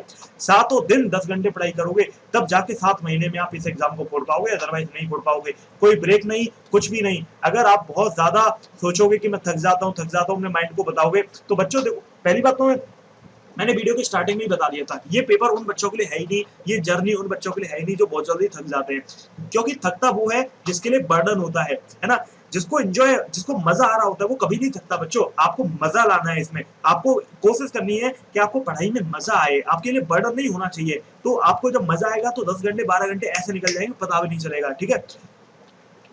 अगली स्ट्रेटेजी क्या है बच्चों? अगली स्ट्रेटेजी है solve previous year question paper. ये बच्चों बहुत जरूरी होता है, ठीक है। ये स्ट्रेटेजी किसी भी टॉपर से आप पूछ लो, किसी से भी पूछ लो, अगर उसने ये कह दिया कि प्रीवियस ईयर के क्वेश्चन पेपर मत करो तो मैं मेरा नाम बदल देना। प्रीवियस ईयर के क्वेश्चन पेपर करे बिना कोई टॉपर बन ही नहीं सकता, क्योंकि प्रीवियस ईयर के क्वेश्चन ही तो हैं जो आपको क्या बताएंगे, प्रीवियस ईयर के क्वेश्चन ही तो हैं जो आपको माइंड सेट क्लियर करेंगे आपका कि कैसे क्वेश्चन आते हैं, जो आपको ये बताएंगे कि कैसे क्वेश्चंस में आपको टाइम बचाना है, टाइम स्किल कैसे लगानी है, किस तरीके की टॉपिक आपको पढ़ने हैं, किस चैप्टर में कौन सा टॉपिक इंपोर्टेंट है जिसके बार बार एग्जामिनर क्वेश्चन देता है। तो बच्चों सबसे पहला point, it will not only provide you with insights and ideas of what might come in the NEET, है ना। ये सिर्फ आपको ये नहीं बताएगा कि नीट में आता क्या है, जबकि ये आपको एक कॉम्प्रिहेंसिव आइडिया देगा कि आपको कितना टाइम अलोकेट करना होता है हर सेक्शन को, फिजिक्स को कितना करना है, केमिस्ट्री को कितना करना है, बायो को कितना करना है। प्रीवियस ईयर के क्वेश्चन पेपर की बहुत ज्यादा वैल्यू होती है, ठीक है। You can easily frame your strategy for the main exam. जब आप प्रीवियस ईयर के पेपर दोगे, आप पूरा पेपर, आपका क्या टॉपिक वीक है, क्या टॉपिक आपका स्ट्रेंथ है ना, क्या आपकी वीकनेस है, क्या आपकी स्ट्रेंथ है। किसी बच्चे का सिली मिस्टेक वीकनेस होती है, कोई बच्चा इनकरेक्ट को करेक्ट पढ़ लेता है, करेक्ट को इनकरेक्ट पढ़ लेता है, तो ये आपकी जो वीकनेस है ये आपको पता चलेगा मॉक टेस्ट देने से, है ना, उनका एनालाइज करने से।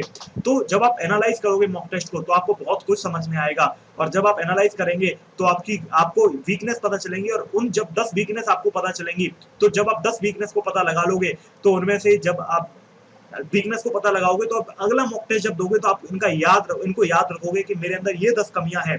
तो जब आप अगला मॉक टेस्ट दोगे तो ये कमियां धीरे धीरे कम होती जाएंगी, इवेंचुअली 10 से 9 हो जाएंगी, 9 से 8 हो जाएंगी, 8 से 7 हो जाएंगी, फिर 6, 5, 4, 3, 2 और नेग्लिजिबल हो जाएंगी। और जब आप मेन एग्जाम दे रहे होंगे तो ये कमियां आपकी बिल्कुल खत्म हो जाएंगी। और बच्चों जिस बच्चे की कमियां खत्म हो गई उसकी नेगेटिव मार्किंग कम हो जाती है और उसका पॉजिटिव स्कोर अपने आप बढ़ जाता है, ठीक है। तो ये चीज आपको समझनी है। अगला है आपका point, will also help you in improving your time management skills। बच्चों अगर मैं आपको बताऊं तो नीट एग्जाम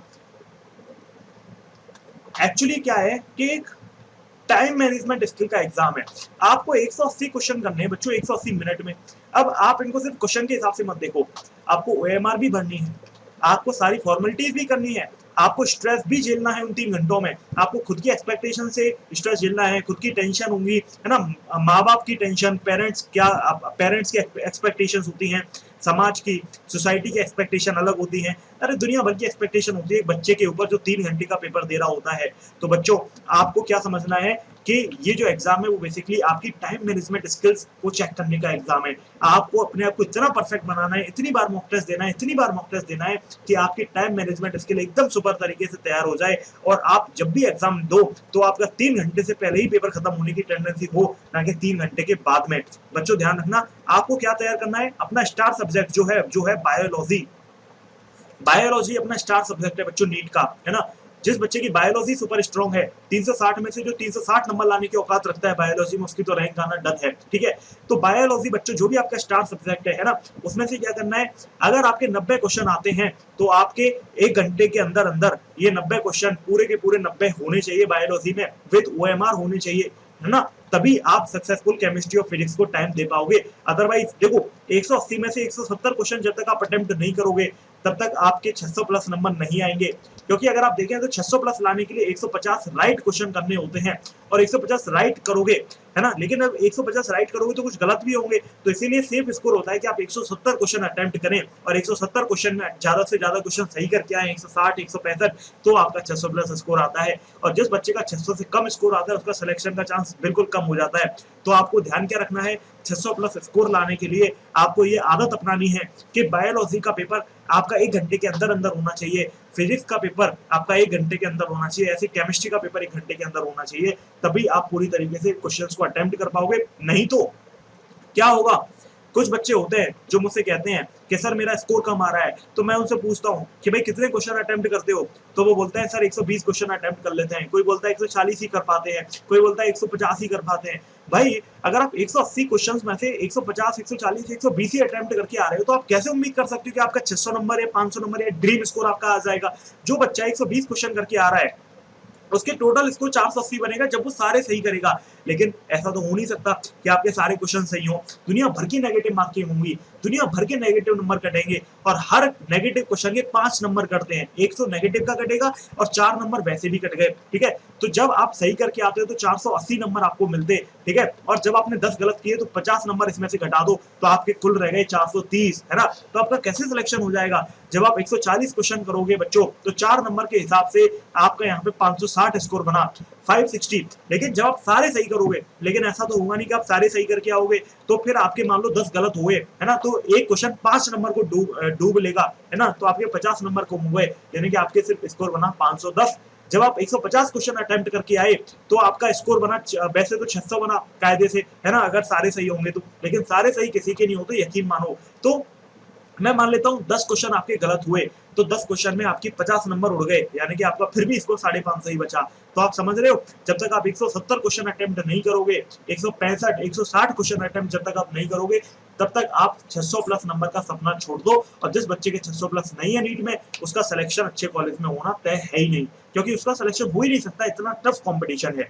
तो बच्चों मुझे उम्मीद है कि आपको ये बात समझ में आ रही होगी, आप उस गहरे पानी में से बाहर निकल रहे होंगे जो आपने अपने लिए ख्वाब बना के रखे हुए हैं। आपको ख्वाब बनाने हैं लेकिन रियलिस्टिक ख्वाब बनाने हैं। आपको समझना पड़ेगा नीट को पार करना कोई शॉर्टकट नहीं है, कोई जादू नहीं है। आपको लगातार मेहनत करनी पड़ती है, लगातार कंसिस्टेंसी के साथ पढ़ना पड़ता है, आपको अपनी कमियों को दूर करना पड़ता है, तब जाके आप एक सक्सेसफुल एस्पिरेंट बनते हो और सक्सेसफुल डॉक्टर बन पाते हैं। आगे बढ़ते हैं, अगली स्ट्रेटेजी क्या है बच्चों आज की, रिवाइज इंपोर्टेंट टॉपिक। अच्छा, अब इंपोर्टेंट टॉपिक कैसे पता करें सर, है ना। इंपोर्टेंट टॉपिक पता करने के लिए आपको एक काम करना है और वो क्या है, इंपोर्टेंट टॉपिक पता करने के लिए आपको क्या करना है बच्चों, देखो यूट्यूब पर जाना है और यूट्यूब पर सर्च करना है डू और डाई रोहित सर, है ना, आप डाल देना डू और डाई रोहित सर तो आपको मेरी वीडियो मिल जाएगी। ऐसे ही डू और डाई हेलो बच्चों डालोगे केमिस्ट्री तो आपको केमिस्ट्री की डू और डाई मिल जाएगी, ठीक है। तो मैंने वहां पर क्या बताया है कि किस टॉपिक का क्या वेटेज है, कितने क्वेश्चन हर टॉपिक में से आते हैं, तो मैंने प्रॉपर वेटेज आपको बताया है। तो वो वेटेज आप प्लीज एक बार उसको देख लें और आपको बहुत ज्यादा बेनिफिट मिलने वाला है उससे, है ना, आपको बहुत बेनिफिट मिलेगा उस वीडियो से। आप यूट्यूब पर सर्च करना डू और die physics by Rohit Agarwal sir, तो आपको मेरी वीडियो मिल जाएगी डू और डाई टॉपिक्स की, कौन से टॉपिक ऐसे हैं जिनका वेटेज फिजिक्स में ज्यादा है। ऐसे ही आप अपने फेवरेट एजुकेटर जो भी आपके फेवरेट टीचर हो उनसे बायोलॉजी के डू और डाई टॉपिक देख लें एक बार, है ना, फिर आप उनको रिवाइज करिए क्योंकि रिवीजन ही की है। अब देखो रिवीजन से क्या फायदे होते हैं, सबसे पहला फायदा प्रीवियस ईयर के पेपर जब आप सॉल्व करते हैं बेसिकली, मतलब ये रिवीजन का तरीका है बेसिकली प्रीवियस ईयर के सॉल्व करना पेपर, इससे आपका बहुत अच्छा रिवीजन होता है। दूसरा है comprehensive understanding of important topic should be the main priority which carry maximum weightage. देखो बच्चों क्या होता है कि हर सब्जेक्ट में 80-20 प्रिंसिपल चलता है, 20% टॉपिक ऐसे होते हैं जिनसे 80% स्कोर अचीव होता है। तो ऐसे 20% टॉपिक आपके एकदम मस्त फर्स्ट क्लास कंप्लीट होने चाहिए, है ना। अब जैसे उदाहरण के लिए फिजिक्स के अंदर ऐसे 20% टॉपिक हर चैप्टर में होते हैं। जैसे उदाहरण के लिए मैकेनिक्स में ऐसा कौन सा टॉपिक है, जैसे मैकेनिक्स में वर्क एनर्जी थ्योरम, है ना, कंजर्वेशन ऑफ मोमेंटम, है ना। ऐसे ही आपका अलग अलग टॉपिक, जैसे अलग अलग चीजों में अलग अलग टॉपिक हैं इस तरीके के, ठीक है। जैसे अगर मैं आपको और थोड़ा सा बताऊं, हीट एंड थर्मोडायनामिक्स है तो आरएमएस स्पीड, है ना। ऐसे ही आपका जो आपका अल्टरनेटिंग करंट है उसमें एक्सएल एक्सी और इम्पीडेंस वाले क्वेश्चंस, पावर फैक्टर वाले क्वेश्चंस, उसके अलावा ऐसे ही मैग्नेटिक मैटर में आप तो मतलब बेसिकली हर टॉपिक में मैंने आपको डू और डाई प्रॉपर करवाया है। क्रैश कोर्स आपको करवाया है फ्री में, वन शॉट। तो आप यूट्यूब पर जाकर कोई भी चैप्टर जो आपका कठिन हो, जो आपको सबसे कठिन लगता हो, आप उस चैप्टर का नाम डालना और उसके आगे डालना in one shot by Rohit Agarwal sir, आपको मेरी वीडियो मिल जाएगी, आप उसको देख लोगे, आपका वो चैप्टर क्लियर हो जाएगा, उसके मोस्ट इंपोर्टेंट टॉपिक क्लियर हो जाएंगे, वो भी फ्री में, ठीक है।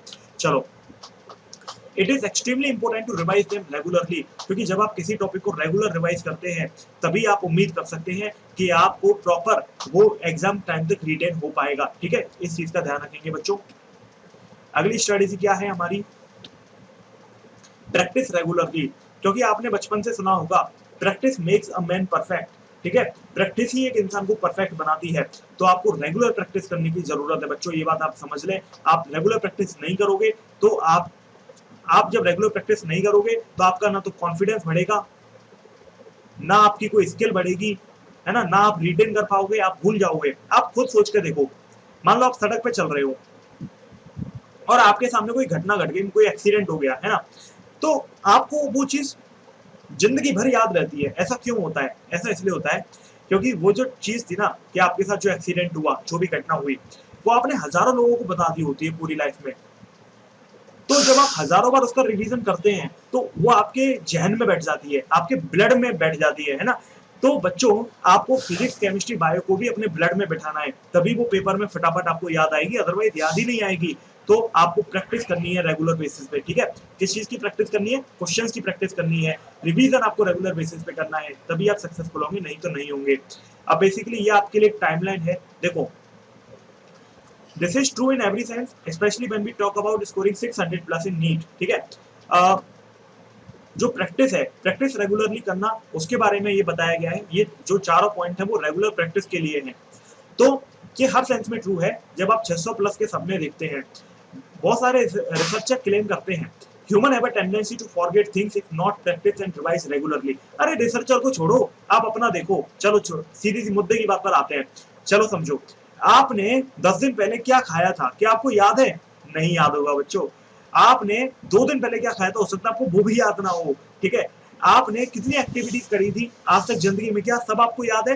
नहीं, आपको सिर्फ कुछ ही गिनी चुनी यादें याद रहती हैं।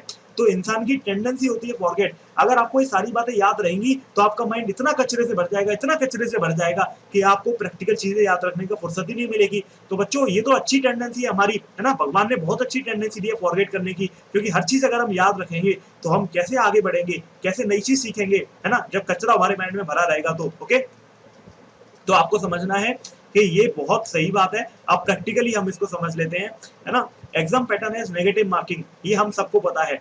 तो ये मैं क्यों बता रहा हूँ आपको? ये मैं इसलिए बता रहा हूँ, ये मैंने बताया है प्रैक्टिस रेगुलरली के केस में। जब आप रेगुलर प्रैक्टिस करते हो ना बच्चों, आपको नेगेटिव मार्किंग को कैसे दूर करना है, आपको उसके बारे में पता चलता है, ठीक है। नेगेटिव मार्किंग को दूर करना आपको तभी पता चलेगा जब आप प्रैक्टिस करोगे। देखो, मैंने नेगेटिव मार्किंग के बहुत सारे साइड इफेक्ट आपको ऑलरेडी बता दिए।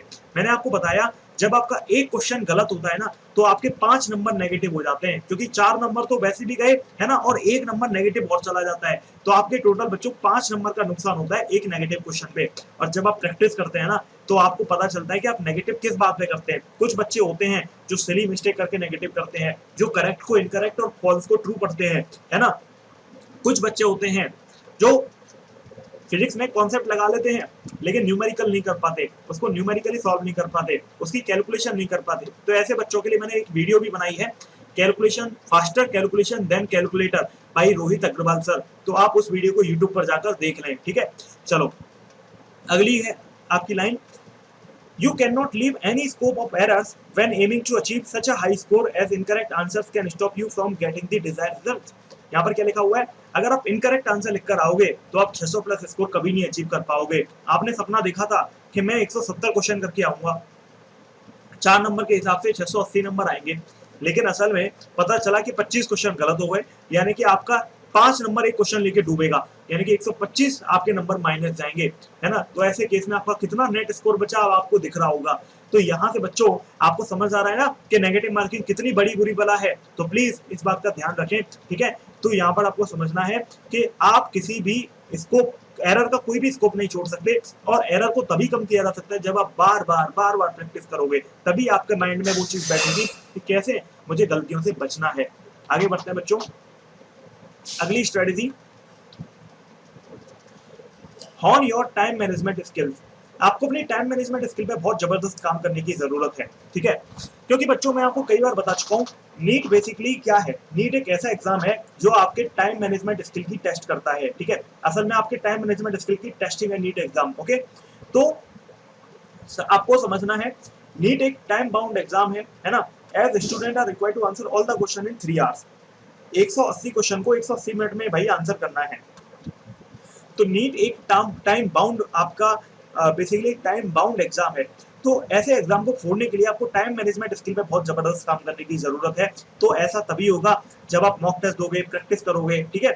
अगला है, अगर एक स्टूडेंट आपका 50 से 55 क्वेश्चन एक टाइम फ्रेम ऑफ 1 आवर में कर पाता है, तो chance of getting a good score get considerably high, क्योंकि आप पेपर में भी फिर ये अचीव कर सकते हो। क्योंकि 45 क्वेश्चन बेसिकली फिजिक्स में आते हैं, 45 केमिस्ट्री में आते हैं। अगर आप एक एक घंटे में इनको कर सकते हो, 2 घंटे में फिजिक्स और केमिस्ट्री निपटा सकते हो, तो फिर बायोलॉजी के तो 90 क्वेश्चन आपको 1 घंटे में निपटा ही लोगे, है ना। Regular practice along with revision is the only proven way to perfect your time management skill. Obvious सी बात है बच्चों, जब आप रेगुलर प्रैक्टिस करोगे, रोज क्वेश्चंस लगाओगे, है ना, एक टाइम फ्रेम, आपको क्या करना है, जब भी आप क्वेश्चंस लगाओ बच्चों, तो आपको एक वॉच अपने साथ रखनी है ना। आपको देखना है कि आप 45 क्वेश्चन जब भी आप प्रैक्टिस करते हैं, तो 45 क्वेश्चंस लगाने में आपको कितना टाइम लग रहा है। आपको इस टाइम को कम से कम करते जाना है ना। शुरू में आपको 3 घंटे लग सकते हैं, 4 घंटे लग सकते हैं, धीरे धीरे आपको 2 घंटे पे लेकर आना है, फिर 1 घंटे पर लेकर आना है, और धीरे धीरे 55 मिनट पे लेकर आना है, फिर 54 पे लेकर आना है, फिर 53 पर लेकर आना है, और इवेंचुअली आपका टाइम मैनेजमेंट स्किल बहुत जबरदस्त डेवलप हो जाएंगी, ठीक है। अगला है, you should be prepare to race against time. बच्चों देखो, ये जो एग्जाम है नीट एग्जाम, ये बेसिकली रेस है टाइम के अगेंस्ट, है ना। ये रेस है क्या, this is race against time. तो आपको ये समझना पड़ेगा, this is race against time. जो इसमें आगे निकल गया, जो टाइम को जीत गया, वो इस रेस को जीत जाता है। तो यहाँ पर आपको इसीलिए टाइम मैनेजमेंट स्किल पे जबरदस्त काम करने की जरूरत है। क्योंकि अगर आप खुद सोचो ना, आपको देखो 600 प्लस नंबर चाहिए अच्छे कॉलेज में जाने के लिए। इसका मतलब आपको 170 क्वेश्चन करने पड़ेंगे, क्योंकि हर क्वेश्चन सही नहीं होगा, कुछ गलत भी होंगे। तो ओवरऑल 170 क्वेश्चन जब करके आओगे, तब जाके आपके 600 प्लस नंबर आने वाले हैं, है ना, गलत सही मिला मिलू के। तो 170 क्वेश्चन अगर 180 में से करने हैं, तो ऑलमोस्ट आपको पूरा पेपर अटेम्प्ट करके आना है 3 घंटे में। और 3 घंटे में 180 क्वेश्चन जब अटेम्प्ट करोगे ना बच्चों, तो आपकी हालत खराब हो जाएगी। क्यों? क्योंकि आपको ओएमआर भी बनना है, आपको कैलकुलेशन भी वही करनी है, क्वेश्चन को समझना भी उसी में है, आपको प्रेशर भी उसी में झेलना है, टेंशन, स्ट्रेस, एंजाइटी, समाज का प्रेशर, खुद का प्रेशर, खुद की एक्सपेक्टेशन, अरे दुनिया भर की समस्याएं होती हैं, आपको इन्हीं 3 घंटों में सब झेलना है। तो बच्चों ये बहुत ज्यादा कठिन काम है, ये सिर्फ वॉरियर ही कर सकते हैं, है ना, वॉरियर ही कर सकते हैं, फाइटर ही इस चीज को कर सकते हैं। तो आपको एक फाइटर बनना है, टाइम मैनेजमेंट स्किल पे बहुत जबरदस्त काम आपको करना है। तो आप इसका स्क्रीनशॉट ले लो, प्रॉपर अपने फोन में रखो, ठीक है। अगली स्ट्रेटेजी क्या है बच्चों, टाइम मैनेजमेंट स्किल के ऊपर ही है। अगली स्ट्रेटेजी देखते हैं। अगली स्ट्रेटेजी आपकी कीप योरसेल्फ हेल्दी। क्योंकि अगर आप हेल्दी नहीं रहोगे, तो आप किसी भी लेवल के किसी भी लायक नहीं रहोगे। क्योंकि एक हेल्दी बॉडी में ही एक हेल्दी माइंड होता है। हेल्दी माइंड नहीं होगा तो आप ना तो रिटेन कर पाओगे, ना ही आपकी मेमोरी प्रॉपर काम करेगी, ना याददाश्त आपकी प्रॉपर काम करेगी, ना ही कंसंट्रेशन रहेगा, ना फोकस रहेगा, और ना ही आप एनालिटिकल स्किल में जीतोगे, क्योंकि आपकी एनालिटिकल स्किल भी फिर वीक हो जाती है ना। ना ही आप फिजिक्स के क्वेश्चंस पे दिमाग लगा पाओगे, ठीक है। तो ये आपका प्यारा सा दिल है, क्या कहता है ये दिल? दिल आपको समझा रहा है, a tired and stress mind is the biggest enemy of human efficiency and productivity. बच्चों ऑब्वियस सी बात है, आप अपने प्रैक्टिकल लाइफ में देखो, अगर आप कभी टायर्ड रहे हैं अपनी लाइफ में, ठीक है, तो जब आप टायर्ड होते हो तो आपका दिमाग नहीं चलता है ना? आप कहते हो यार पढ़ाई-वढ़ाई छोड़ो सोते हैं, है ना? ऐसा क्यों होता है? क्योंकि आपके माइंड की एफिशिएंसी उस समय 0 हो जाती है, बिल्कुल नेग्लिजिबल हो जाती है। और एफिशिएंसी प्रोडक्टिविटी अगर आपके माइंड की 0 हो गई, तो आप 7 महीने में इतना बड़ा सिलेबस कैसे रिवाइज़ करोगे, कैसे प्रैक्टिस करोगे, कैसे कंप्लीट करोगे? तो इसीलिए बच्चों यहाँ पर क्या लिखा हुआ है, आपको टायर्डनेस और स्ट्रेस से बचना है ना? और ये बचने के लिए आपको अपने आप को हेल्दी रखना पड़ेगा, क्योंकि एक हेल्दी माइंड इन सब चीज़ों को झेल लेता है। टायर्डनेस, स्ट्रेस, प्रेशर, स्ट्रेस सब चीज़ को झेल लेता है हेल्दी माइंड, और जो वीक होता है वो इसको नहीं झेल पाता है। अगला पॉइंट क्या कहता है आपका दिल आपसे, last but not least, keeping up a good physical and mental health is essentially important during NEET preparation, है ना? बच्चों देखो, आपको दुनिया भर की प्रेशर आएगा, दुनिया भर की स्ट्रेस झेलनी है अपनी पूरी नीट की जर्नी में, है ना? आपको बहुत सारे टेस्ट देने हैं, कई-कई रात ऐसी जाएँगी आपको कि आपको क्वेश्चंस की प्रैक्टिस लगाने में लग गए वो, है ना? कुछ टॉपिक आपको समझ नहीं आएँगे, दिमाग खराब करेंगे आपका, ओके? आपको बार-बार रिवाइज़ करना पड़ेगा उन्हीं चीज़ों को। तो बच्चों, आपका जब माइंड हेल्दी नहीं रहेगा, तो आप उस चीज़ को रिटेन कैसे कर पाओगे लंबे समय तक? आप उसको याद कैसे रख पाओगे? पेपर में आप उसको रिकॉल कैसे कर पाओगे? तो ये हमें समझना होगा यहाँ से, ठीक है? अगला पॉइंट आपका दिल आपसे क्या कहता है? It is essentially to formulate a lifestyle routine along with a study routine with special attention to diet, rest and sleep. बच्चों, आपको डाइट पर बहुत अच्छा ख्याल रखना है। आपको जो हैवी फूड होते हैं उन सबसे बचना है ना? आपको सिर्फ लाइट फूड खाना है। लाइट फूड खाओगे तो ज़्यादा समय तक जगे रहोगे, है ना? आपको ब्लैक कॉफ़ी पीनी है ना? दूध वाली कॉफ़ी मत पीना, शुगर वाली कॉफ़ी मत पीना। शुगर का कंजप्शन बिल्कुल कम कर देना है। डार्क चॉकलेट अगर खा सकते हो तो डार्क चॉकलेट आपको खरीदनी है अमेज़न वगैरह से, क्योंकि डार्क चॉकलेट आपके माइंड की रिटेंशन पावर बढ़ाती है। उसके अलावा बच्चों, आपको कोशिश करनी है कि आप थोड़े से फ्रूट्स खाने लग जाओ दिन में, क्योंकि जब फ्रूट्स खाओगे और रॉ फूड खाओ, सैलेड खाओ, क्योंकि वो खाओगे तो आपका जो एनर्जी लेवल है वो मेंटेन रहेगा, है ना? आपके शरीर में फाइबर्स जाएंगे, आपको कम भूख लगेगी और आपका दिमाग भी ज्यादा कंसंट्रेट रहेगा। बच्चों ध्यान रखना, जो इंसान कम खाता है ना उसका दिमाग ज्यादा चलता है, ठीक है? तो प्लीज इस बात का ध्यान रखना, ज्यादा खाने से सुस्ती आती है, ओके? चलो अगला है, staying unhealthy during the preparation phase can eventually hinder your preparation tactics and induce a feeling of discontent and demotivation। obvious सी बात है यार, जब आप बीमार होगे, मान लो आपको बुखार आ रहा है, आप बीमार हो, है ना? आपका मन ही नहीं कर रहा है पढ़ाई करने का, तो आपका क्या होगा? आप जब बीमार हो गए, आपका मन नहीं कर रहा है पढ़ाई करने का, तो फिर ऐसे केस में क्या होगा? आपका डिमोटिवेशन, आपको डिमोटिवेशन आएगा। आपको लगेगा यार मैं तो बेकार हूँ, मेरी ज़िंदगी ही घटिया है ना? सब कुछ मेरे साथ बेकार होता है ना? भगवान बेकार करते हैं मेरे साथ। क्यों? क्योंकि आपका मन ही नहीं लगेगा पढ़ाई में, है ना? क्योंकि यार एक हेल्दी माइंड ही तो मन लगा सकता है पढ़ाई में। तो जब इंसान का मन ही नहीं लगेगा पढ़ाई में, जब वो डिमोटिवेट रहेगा, तो वो कैसे एक्सपेक्ट कर सकता है कि इतने बड़े महासंग्राम को 600 प्लस नंबर वो ला सकता है? नहीं ला सकता बच्चों।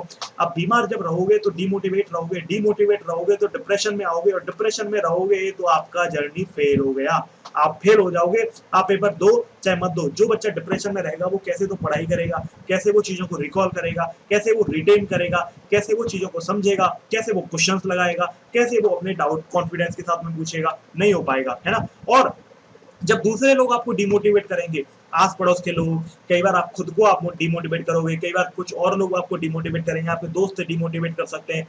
तो ऐसे केस में जब आप हेल्दी नहीं रहोगे, आपके माइंड की कैपेसिटी नहीं रहेगी, आपके अंदर क्षमता नहीं रहेगी सारी मुसीबतों और सारी नेगेटिविटी को झेलने की, तो आप कभी भी एग्जाम को अच्छे नंबर से क्रॉस नहीं कर पाएंगे, आप फेल हो जाएंगे, आप हार मान लोगे, ठीक है?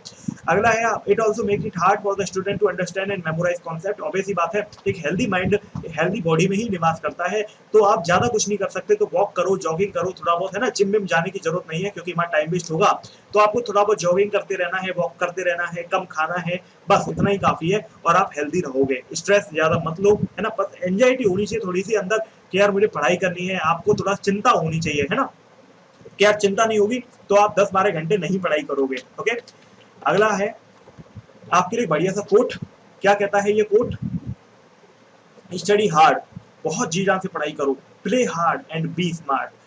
अच्छे से पढ़ाई करो, अच्छे से रहो, है ना? और स्मार्ट तरीके से पढ़ाई करो बच्चों। मतलब आपको गधों की तरह पढ़ाई नहीं करनी है, स्मार्टली पढ़ाई करनी है। आपको पता होना चाहिए कि आपको पढ़ना क्या है और आपको ये भी पता होना चाहिए आपको पढ़ना क्या नहीं है। ऐसे टॉपिक आपको सबसे पहले पढ़ने हैं बहुत अच्छे तरीके से जिनका 80% वेटेज होता है। और डू और डाई टॉपिक्स की मैंने वीडियो बनाई हुई है यूट्यूब के ऊपर, आप एक बार मेरी सर्च करें, डू और डाई टॉपिक्स, डू और die physics by Rohit Agarwal sir. तो मैंने सारे टॉपिक बताए हैं जो भी आपके डू और डाई होते हैं फिजिक्स में, ऐसे ही केमिस्ट्री में डू और die topics in chemistry by hello बच्चों, तो आपको पता चलेगा कि केमिस्ट्री में कौन से डू और डाई टॉपिक्स होते हैं। और फिर आपको बायोलॉजी में अपने फेवरेट ट्यूटर या अपने फेवरेट मेंटर से भी बायोलॉजी में ये पता करना है कि कौन से डू और डाई टॉपिक बायोलॉजी में होते हैं, ठीक है।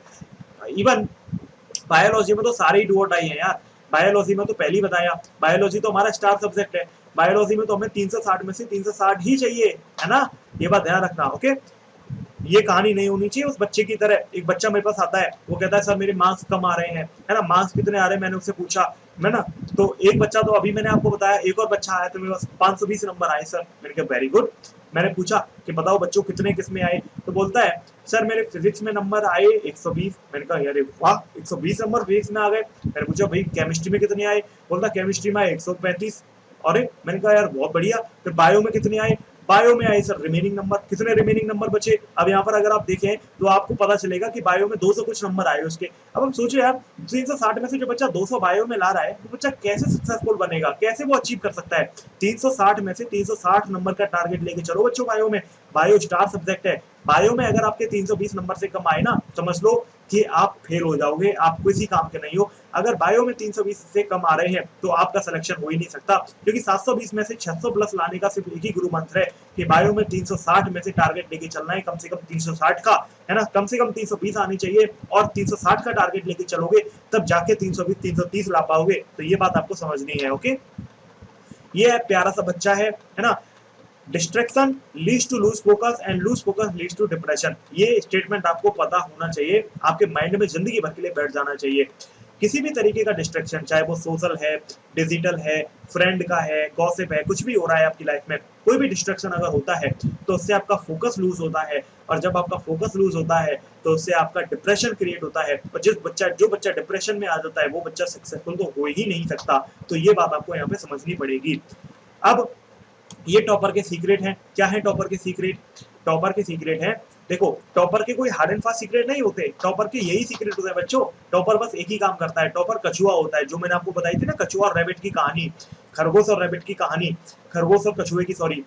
तो जो टॉपर होते हैं ना, वो कछुए होते हैं, वो आराम से चलते हैं, वो डेडिकेट स्टडी करते हैं और कंसिस्टेंटली पढ़ाई करते हैं। ऐसा नहीं करते कि एक दिन तो 15 घंटे पढ़े और अगले दिन 3 घंटे ही पढ़ रहे हैं, वो ये काम नहीं करते, है ना। वो रेगुलर पढ़ते हैं, 10-12 घंटे रोज पढ़ाई करनी है, उनका फिक्स है। अगर वो आज 8 घंटे पढ़ रहे हैं तो कल उसको पूरा करेंगे, 12 घंटे पढ़ के सोएंगे, ठीक है। तो बच्चों देखो, टॉपर का सबसे बड़ा सीक्रेट, वो प्रॉपर डिटेल नोट्स बनाते हैं, है ना, क्योंकि नोट्स ही हैं जो आपको लास्ट टाइम में काम आएंगे। आपको बड़ी बड़ी मोटी मोटी किताबें काम नहीं आएंगी, आपके पास फिजिक्स के शॉर्ट नोट्स होने चाहिए। शॉर्ट नोट्स में क्या होना चाहिए, फॉर्मूले, शॉर्ट ट्रिक्स, शॉर्ट कॉन्सेप्ट आपके होने चाहिए, जिससे लास्ट टाइम पे आप उसको रिवाइज करके जा सको। और सबसे बड़ी खुशी की बात क्या है कि जब आप मुझसे पढ़ोगे और मेरे कोर्स से जब प्लस लोगे या हेलो बच्चों पे मुझसे पढ़ोगे या सीरियसली मुझसे पढ़ाई करोगे, तो मैं आपको शॉर्ट नोट्स प्रोवाइड करूंगा, है ना, फिजिक्स के, और आपकी रिक्वेस्ट रही तो केमिस्ट्री और बायोलॉजी की भी डेवलप कराऊंगा आप बच्चों के लिए, ठीक है, लास्ट टाइम पे आपको रिवीजन कराने के लिए। अब क्वेश्चन, अगर मैं क्वेश्चन की बात करूं तो टॉपर हमेशा बहुत सारे क्वेश्चन लगाता है ना। टॉपर का एक ही स्ट्रेटजी होती है कि भर भर के क्वेश्चन लगाओ, भर भर के क्वेश्चन लगाओ। टॉपर इस बात की वैल्यू को जानता है। तो आपको बहुत सारे क्वेश्चन लगाने हैं बच्चों अपनी लाइफ में। नीट की इस जर्नी के अंदर आपको क्वेश्चन का मतलब, आपको ऐसा होना ही नहीं चाहिए कि किसी दिन कि आपके 50 क्वेश्चन ना लगे, ऐसा तो होना ही नहीं चाहिए। रिवीजन, टॉपर की रिवीजन स्ट्रेटेजी बहुत गजब होती है। टॉपर रिवीजन बहुत सुपर करते हैं, क्योंकि जब आप रिवाइज नहीं करोगे तो आपका माइंड रिकॉल नहीं कर पाएगा, रिटेन नहीं कर पाएगा। नोट्स, क्वेश्चन और रिवीजन, NQR स्ट्रेटेजी टॉपर की होती है। टॉपर की क्या स्ट्रेटेजी होती है? NQR strategy. तो NQR स्ट्रेटेजी ही किसी को टॉपर बना सकती है, क्योंकि अगर आप इनमें से कुछ भी भूल जाओगे, क्योंकि अगर आप नोट्स नहीं बनाओगे तो लास्ट टाइम पे रिवाइज कहां से करोगे, क्वेश्चंस की प्रैक्टिस नहीं करोगे तो पेपर में क्या करोगे, पेपर में, है ना। और रिवीजन में, अब रिवीजन नहीं करोगे तो जो आपने पढ़ा है पूरी साल वो याद नहीं रहेगा तो पेपर में फिर दिक्कत करके आओगे, नेगेटिव मार्किंग करके आओगे, ठीक है। आगे बढ़ते हैं। ये कुछ टिप्स हैं बच्चों बायोलॉजी के लिए, आपको बायोलॉजी के लिए टिप्स याद रखनी है। हमारा बायोलॉजी स्टार सब्जेक्ट है ना। बायोलॉजी ऐसा सब्जेक्ट है जो हमारी रैंक को बनाएगा, है ना। 360 नंबर आपके, 360 में से कोशिश करनी है कि 320 प्लस नंबर आपके बायोलॉजी में रहने चाहिए, ठीक है। तो पहला क्या है, avoid reading from multiple sources. Biology में आपको कुछ भी मल्टीपल सोर्स पढ़ने की जरूरत नहीं है। आपको क्या पढ़ना है, एनसीईआरटी को पढ़ना है। NCERT biology text book should be revised as much as possible. अगला है attempt mock test to improve the speed of attempting questions. बच्चों देखो यार, सीधी सी बात है, नीट आपका, मैं फिर से बता रहा हूँ, नीट एक ऐसी जर्नी है जो किसकी है, नीट सिंपल सी जर्नी है टाइम मैनेजमेंट की। जो टाइम को अच्छे से मैनेज कर गया वो नीट में फोड़ देगा, ठीक है, क्योंकि वो सारे क्वेश्चन अटेम्प्ट करके आ सकता है। तो आपको मॉक टेस्ट बार बार अटेम्प्ट करना है, आपको मॉक टेस्ट अटेम्प्ट करने हैं बार बार। आपको 90 में जो 90 क्वेश्चन आते हैं बेसिकली बायो के अंदर, आपको बायोलॉजी के जो 90 क्वेश्चंस हैं उनमें से कोशिश करनी है कि 55 मिनट के अंदर विद ओएमआर ये 90 क्वेश्चन हो जाए। जिस दिन आप ये स्पीड अचीव कर लोगे ना, उस दिन आप समझ लेना कि आपका बेड़ा पार हो गया, आप नीट में सेलेक्ट हो जाओगे, ठीक है। Topic like human physiology, plant physiology, reproduction are given more attention, क्योंकि ये थोड़े से आई थिंक ऐसे टॉपिक होते हैं जो शायद आपको ज्यादा टिपिकल लगते हैं, है ना, तो आप ज्यादा जानते हो, आप देख लेना, ठीक है। बायोलॉजी आप ज्यादा बेहतर जानते हो। Practice questions as much as you can, ये सभी के लिए पॉसिबल है ना। ये फिजिक्स हो, केमिस्ट्री उठा लो, बायोलॉजी उठा लो, जितना क्वेश्चन प्रैक्टिस करोगे उतनी ही आपके माइंड में स्ट्रेटजी आएंगी अपने आप ही खुद कि यार कैसे मुझे करना होगा पेपर में, ठीक है। तो ये चीज आपको ध्यान रखनी है बच्चों, बार बार रिवाइज करवा रहा हूँ आपको मैं, है ना, कि जितने क्वेश्चन लगाओगे उतना आपकी जिंदगी के लिए बेहतर है। ओके, चलो आगे बढ़ते हैं। अब बहुत सारे स्टूडेंट ऐसे हैं जिनको फिजिक्स से बहुत डर लगता है, जिनको फिजिक्स बहुत डिफिकल्ट लगती है। अब ऐसे स्टूडेंट का क्या किया जाए? जिनको फिजिक्स से डर लगता है, जिनको फिजिक्स बहुत डिफिकल्ट लगती है, तो ऐसे स्टूडेंट के लिए क्या करना है, चलो देखते हैं। बच्चों देखो, यहाँ पर आते हैं रोहित सर पिक्चर में। कौन रोहित सर? मैं, रोहित सर यानी कि मैं, है ना। तो रोहित सर यहाँ पर पिक्चर में आते हैं। वो क्या एक्चुअली क्या है कि जो मेरा मिशन 2020 कोर्स था ना, उसमें 45 में से 42 क्वेश्चन आपके डायरेक्टली मेरे नोट्स से आए थे, है ना। क्यों आए थे नोट से?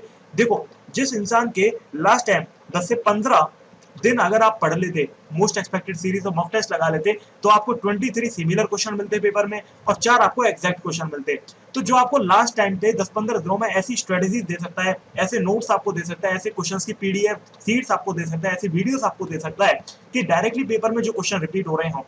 आपको बिलीव नहीं है तो आप मेरा मॉक टेस्ट उठा के देख लो, यूट्यूब पर पड़ा है, 12 तारीख को करवाया था। उसमें 2 क्वेश्चन थे, सस्टेनेबिलिटी का और लॉजिक गेट का। वो question as it is paper में उठ के 13 तारीख को आए थे, बिना विदाउट डेटा चेंज। और बाकी के क्वेश्चन मैंने जो डीबीबी दी थी टेलीग्राम के ऊपर, उनमें थे, है ना। तो वो टेलीग्राम के ऊपर फ्री ऑफ कॉस्ट मैंने दी थी बच्चों, आपकी हेल्प के लिए, क्योंकि मैंने सोचा था कि लॉकडाउन में बच्चों ने बहुत परेशानी झेली है, लॉकडाउन में बच्चों ने अच्छे से पढ़ाई नहीं करी है, किसी के नोट्स रह गए हैं, किसी का मटेरियल रह गया है। तो मैंने वो फ्री ऑफ कॉस्ट आपके लिए दिन रात एक करके मेहनत करके डीपीपी बनाई थी, और उन डीपीपी से 23 सिमिलर क्वेश्चन आए और 4 एग्जैक्ट क्वेश्चन आए, और मुझे इस बात की बहुत खुशी है आपको ये बताते हुए। तो यहाँ पर असल में, और 42 क्वेश्चन डायरेक्टली नोट्स, देखो वो डीपीपी में तो लिमिटेड क्वेश्चन थे ना, तो सारे क्वेश्चन तो आ नहीं सकते, तो 42 क्वेश्चन डायरेक्टली मेरे नोट से आए थे। बाकी के 3 क्यों नहीं आए? बाकी के 3 का कॉन्सेप्ट था, लेकिन वो अलग थे, नए क्वेश्चन थे, इसलिए नोट्स में मैंने वो नहीं कराए थे, लेकिन कॉन्सेप्ट तो सारी कराए थे, ठीक है।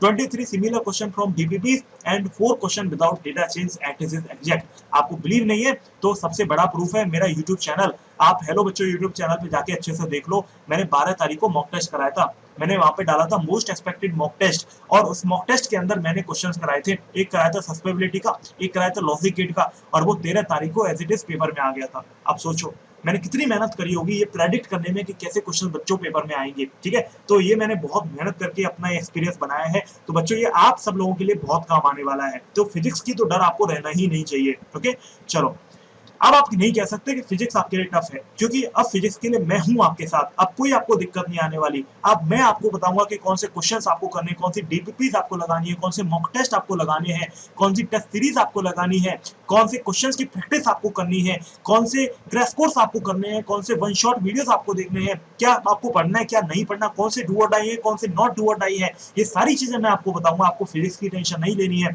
अब बस आप 2 चीजों का ध्यान रखो, एक है बायोलॉजी। बायोलॉजी में जो बच्चा कमजोर पड़ गया वो समझो गया। बायोलॉजी में 340 नंबर, 350 नंबर, 360 नंबर का टारगेट रखना है बच्चों, इससे कम आप मत सोचना। इससे कम सोचोगे तो नहीं आएगा कि आपकी कोई रैंक।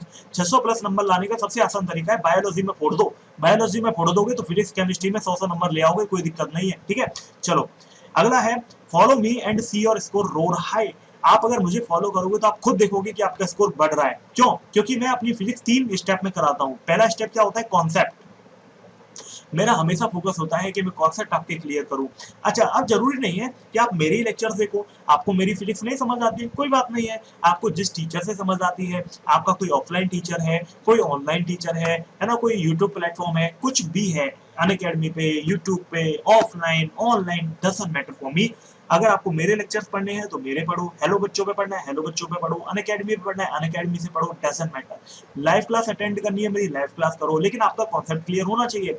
जो मैंने डू और डाई टॉपिक्स बताए हैं वीडियो के अंदर, कौन सी वीडियो, यूट्यूब पर सर्च करना डू और die topics by Rohit Agarwal sir, तो आपको मेरी वीडियो मिलेगी और उसको देखना कि कौन से ऐसे चैप्टर है फिजिक्स में जो डू और डाई के अंदर आते हैं। तो डू और डाई आपको करने हैं बच्चों, आपको लेक्चर और लाइव क्लास मेरे देखने हैं। आप चाहे तो किसी और टीचर के देखो, डजंट मैटर, बट लेकिन आपको ये डू और डाई टॉपिक का कॉन्सेप्ट क्लियर अच्छे से करना है, क्योंकि जिस बच्चे का कॉन्सेप्ट क्लियर होगा वही मेरे साथ लास्ट में जो 45 क्वेश्चन मैं दूंगा वो लगा पाएगा, वही मेरा वन शॉट समझ पाएगा, वही मेरे जो बुक मैं आपको देने वाला हूं जो आपके घर पे डिलीवर होगी, उस बुक के जो क्वेश्चन है जो एमटीजी के साथ मिलकर मैंने बनाई है, उस बुक के क्वेश्चन भी वही बच्चे कर पाएंगे जिनके कॉन्सेप्ट क्लियर होंगे। तो प्लीज आप मोस्ट इंपोर्टेंट टॉपिक्स के कॉन्सेप्ट जरूर क्लियर कर लें। अगला क्या है, do solve my DPPs and question bank. आपको मेरी डीबीपीज और क्वेश्चन बैंक को जरूर सॉल्व करना है बच्चों, ठीक है। ये डीपीपीज मैं आपको फ्री ऑफ कॉस्ट दूंगा, है ना, हर टॉपिक के बाद आपको पढ़ाऊंगा तो आपको डीपीपीज प्रोवाइड करूंगा टेलीग्राम के ऊपर, और क्वेश्चन बैंक मेरी हेलो बच्चों के ऊपर अवेलेबल है, तो आप उसको रेफर कर सकते हैं, है ना। आपके पास कोई किताब है तो उसको लगाइए, एसएल अरोरा, मॉडर्न एबीसी, किसी कोचिंग के मॉड्यूल हैं, सब अच्छे क्वेश्चंस होते हैं, कोई फर्क नहीं पड़ता, क्योंकि लास्ट में तो फिर मैं आपकी हेल्प करूंगा ही ना, कोई दिक्कत ही नहीं है। मैं अपनी टेस्ट सीरीज भी लॉन्च करूंगा, है ना, जिसके अंदर टेस्ट सीरीज के अंदर मैं माइनर और मेजर दो तरीके के टेस्ट रखूंगा। जो माइनर टेस्ट होंगे वो आपके बेसिकली चैप्टर वाइज टेस्ट होंगे बच्चों, है ना। माइनर टेस्ट होंगे वो आपके चैप्टर वाइज टेस्ट होंगे, उनके अंदर आपको प्रॉपर 45 मोस्ट एक्सपेक्टेड क्वेश्चंस दूंगा हर चैप्टर के, साथ में वीडियो सॉल्यूशन एक एक क्वेश्चन का उसमें होगा, ठीक है। अच्छा, अब जो आपके मेजर टेस्ट होंगे उनमें फुल सिलेबस टेस्ट मैं देने वाला हूँ, तो फुल सिलेबस टेस्ट उनमें दूंगा बच्चों आपके लिए, तो फुल सिलेबस टेस्ट आपको यहाँ पर करने हैं प्रॉपर तरीके से, ओके। तो ये जो है इनके भी सॉल्यूशन दूंगा, है ना, और आपको प्रैक्टिस टेस्ट भी मिलेंगे, ओके। तो होप सो कि आप इस सीरीज को समझेंगे, और जो टेस्ट सीरीज में अच्छा परफॉर्म करेंगे वो जो मेरी एक्सक्लूसिव किताब थी एमटीसी वाली वो मैं उनको फ्री ऑफ कॉस्ट देने वाला हूँ। Will give you most expected 45 questions from each chapter in March with solutions. बच्चों जैसे मैंने इस बार किया वैसे ही मैं आपको एग्जाम से पहले एक महीने पहले आपको मोस्ट एक्सपेक्टेड 45 क्वेश्चन हर चैप्टर से दे दूंगा सॉल्यूशंस के साथ में, जिससे आप उन्हें लगाएं और आप उन्हें लगा के एग्जाम को फोड़ कराएं, ठीक है। Will launch new one shot videos for revision in February, तो मैं फरवरी के अंदर फिर से अपनी नई वन शॉट वीडियोस लॉन्च करूंगा, है ना। वन शॉट वर्जन 2 लॉन्च करूंगा, हालांकि मेरा one shot version 1 already available है यूट्यूब के ऊपर। आप में कोई भी टॉपिक, जो भी फिजिक्स का टॉपिक उठा लो, आपका जो भी सबसे कठिन टॉपिक हो आप उसको उठाओ और उसका टॉपिक का नाम डालो, जैसे रोटेशनल मोशन, आपको यूट्यूब पर सर्च करना है रोटेशनल मोशन, और आगे क्या डालना है, one shot by Rohit sir. तो मैं जो भी टॉपिक है फिजिक्स का कोई भी उठाओ और उसको डाल दो, और उसके आगे बस one shot by Rohit Agarwal sir डाल दो, आपको वो मिल जाएगा, है ना। चलो, पहला वर्जन भी ऑलरेडी अवेलेबल है और साथ में नया वर्जन भी ऑलरेडी मैं ऑलरेडी का मतलब फरवरी में लॉन्च कर दूंगा, ठीक है। चलो आगे बढ़ते हैं। अब आपके सामने एक पॉजिटिव और मस्त सा कोट है, क्या कहता है, always carry a positive mindset to reach your goal. अपने गोल को पहुंचने के लिए आपको अपने माइंडसेट एकदम पॉजिटिव रखना है हमेशा। क्यों बच्चों, हेनरी फोर्ड ने कहा था, whether you think you can or you think you can't, you are right. अगर आप ये सोचते हैं कि आप कर लोगे तो आप कर जाओगे, और आप ये सोचते हो कि आप नहीं कर सकते तो आप यकीन मानो कभी नहीं कर सकते। आप दोनों ही सिचुएशन में सही है।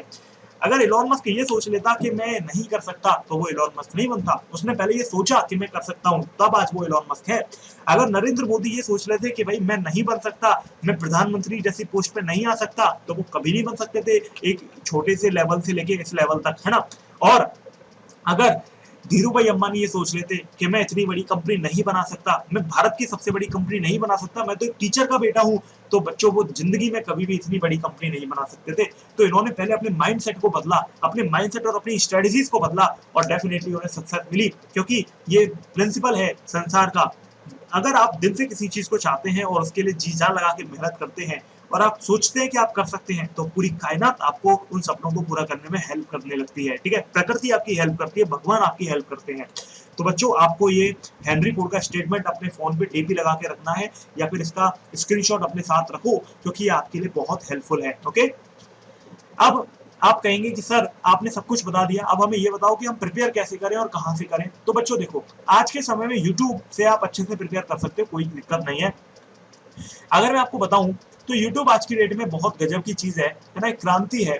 यूट्यूब के बहुत सारे प्रोज है ना, प्रोज हैं, बहुत सारे फायदे हैं यूट्यूब से प्रिपरेशन करने के। जैसे आपको हर सब्जेक्ट के 2000 से ज्यादा, कम से कम 2-3 हजार आपको एजुकेटर मिल जाएंगे, 2-3 हजार टीचर मिल जाएंगे। हालांकि बहुत सारे वैसे ही होंगे, लेकिन आप तो पढ़ के तो पहचान ही सकते हो। फिर उसके अलावा आपको ये फ्री मिलता है, यहाँ पर कोई पैसा नहीं देना पड़ता है, ठीक है। हाँ, ये सिर्फ यही दो फायदे हैं और कोई नहीं है लिटरली, बाकी सब कॉन्स हैं। क्या है कॉन्स, क्या है नुकसान? देखो, पहला नुकसान, सबसे पहला नुकसान है distraction. YouTube is meant for distraction. YouTube entertainment के लिए बना है बच्चों। YouTube एक कंपनी है और एक कंपनी का एक उद्देश्य होता है पैसा कमाना। अब YouTube कैसे पैसा कमाता है? YouTube की दौलत आप हैं, आपका अटेंशन ही YouTube की दौलत है। YouTube पर जब आप एक वीडियो देखते हैं, YouTube पर जब आप एक वीडियो देखने के साथ में बच्चों, YouTube पर वीडियो जब आप देखते हैं, जब आप इंगेज करते हैं वीडियो के साथ में, जब आप वॉच टाइम देते हैं किसी वीडियो पर, तो उस पर आते हैं ऐड। और जितने ज्यादा ऐड आप जितना वीडियो देखोगे उतने ऐड वो दिखाएगा, और जितने ऐड आपको दिखाएगा उतने पैसे YouTube कमाएगा। तो YouTube के लिए आप एक करेंसी हैं। YouTube के लिए आप एक क्या है, आप असल में उसके लिए पैसा है। आप जो है आप ही उनके लिए असेट हो, ठीक है। उनका यूजर ही उनके लिए सबसे बड़ा असेट है। तो YouTube ने आपने देखा होगा कि ट्रेंडिंग पे YouTube में कॉमेडी, एंटरटेनमेंट, ऐसी चीजें बहुत ज्यादा ट्रेंडिंग में आती हैं। इसका सिर्फ एक कारण होता है, क्योंकि YouTube is meant for entertainment, not for education. YouTube is a platform which is meant for distraction. आपको वो डिस्ट्रैक्ट कर देगा बेटा, एजुकेशन में आपको बिल्कुल हेल्प नहीं करने वाला है। वो मैं पढ़ा रहा हूँ ऊपर मॉडर्न फिजिक्स और नीचे चल रहा होगा तेरे काले काले दो नैन, है ना। तो बच्चों आपको ये बात ध्यान रखनी है कि डिस्ट्रैक्शन आपको बहुत ज्यादा होता है। दूसरे नंबर पे YouTube में प्रॉब्लम क्या है कि आपको टेस्ट सीरीज नहीं मिलेगी, आपको कोई क्वेश्चन बैंक नहीं मिलेगी, आपको कोई स्ट्रक्चर कोर्स नहीं मिलेगा, और ना ही आपको कोई गाइडेंस मिलेगी, है ना। आपके पास दुनिया भर के टीचर होंगे, आप परेशान हो जाओगे, साला पढ़ूं किससे, कौन क्वालिफाइड है, कौन क्वालिफाइड नहीं है, कौन के क्या लेवल है, क्या किसने क्या सिलेक्शन दिए हैं, क्या किसका क्या लेवल है, सब पढ़ के देखोगे क्या, है ना। तो कोई क्वालिफिकेशन का क्राइटेरिया नहीं है, कौन बेस्ट एजुकेटर है कौन नहीं है, कैसे पहचानोगे? बड़ी दिक्कत है यूट्यूब पे, ठीक है। मैंने माना प्रोज है, बहुत सारे टीचर्स हैं, फ्री है, लेकिन बहुत सारे नुकसान हैं, और ये नुकसान आपके लिए ज्यादा भारी है, क्योंकि बच्चों नीट एक ऐसा एग्जाम है जिसमें टाइम की बहुत ज्यादा कमी है।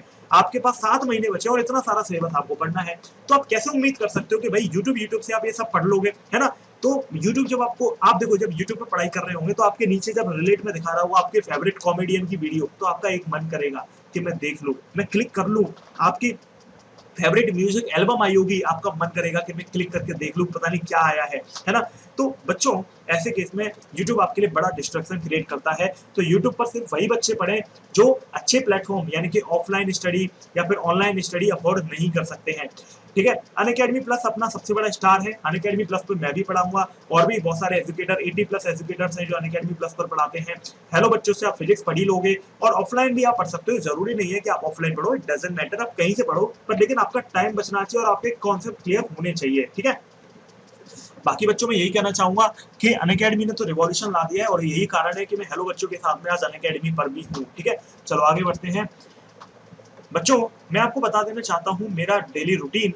मैं बेसिकली अगले वीक से रोज क्लास लेने वाला हूँ। रोज तो नहीं लूंगा, 4 दिन क्लास लूंगा यूट्यूब पे और 2 दिन लूंगा अनअकैडमी स्पेशल पे, ठीक है। ये फ्री वाली होंगी, प्लस की अलग लूंगा। तो देखो, Tuesday, Wednesday, Thursday and Friday, इन 4 दिन मैं आपकी क्लास लेने वाला हूँ अपने नीट प्रो नए चैनल पे, है ना। इसको सब्सक्राइब कर लेना, बेल आइकन को प्रेस कर लेना, और मेरा जो मेन चैनल है हेलो बच्चों वाला, उस पर भी मैं आपको क्लास लेता रहूंगा रेगुलरली, लेकिन इस पर मैं रेगुलरली लूंगा, उस पर भी डालता रहूंगा, ठीक है। Tuesday, Wednesday, Thursday and Friday को मैं क्लास लेने वाला हूँ, ओके। और मेरी 2 क्लास होंगी, एक 2021 के बच्चों के लिए, एक 2022 के बच्चों के लिए। 2021 के बच्चों के लिए मैं स्टार्ट करूंगा मॉडर्न फिजिक्स, और 2022 के बच्चों के लिए मैं स्टार्ट करूंगा काइनेमेटिक्स, ठीक है।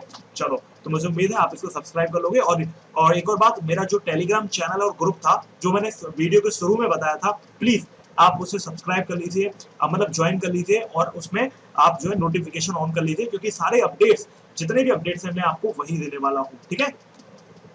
और अब मैं बच्चों आपको बताना चाहूंगा ब्यूटीफुल चीज अनअकैडमी प्लस और अनअकैडमी ऐप के बारे में। अनअकैडमी ऐप के बारे में आप जानते होंगे, अनअकैडमी प्लस के बारे में बता देता हूँ बच्चों।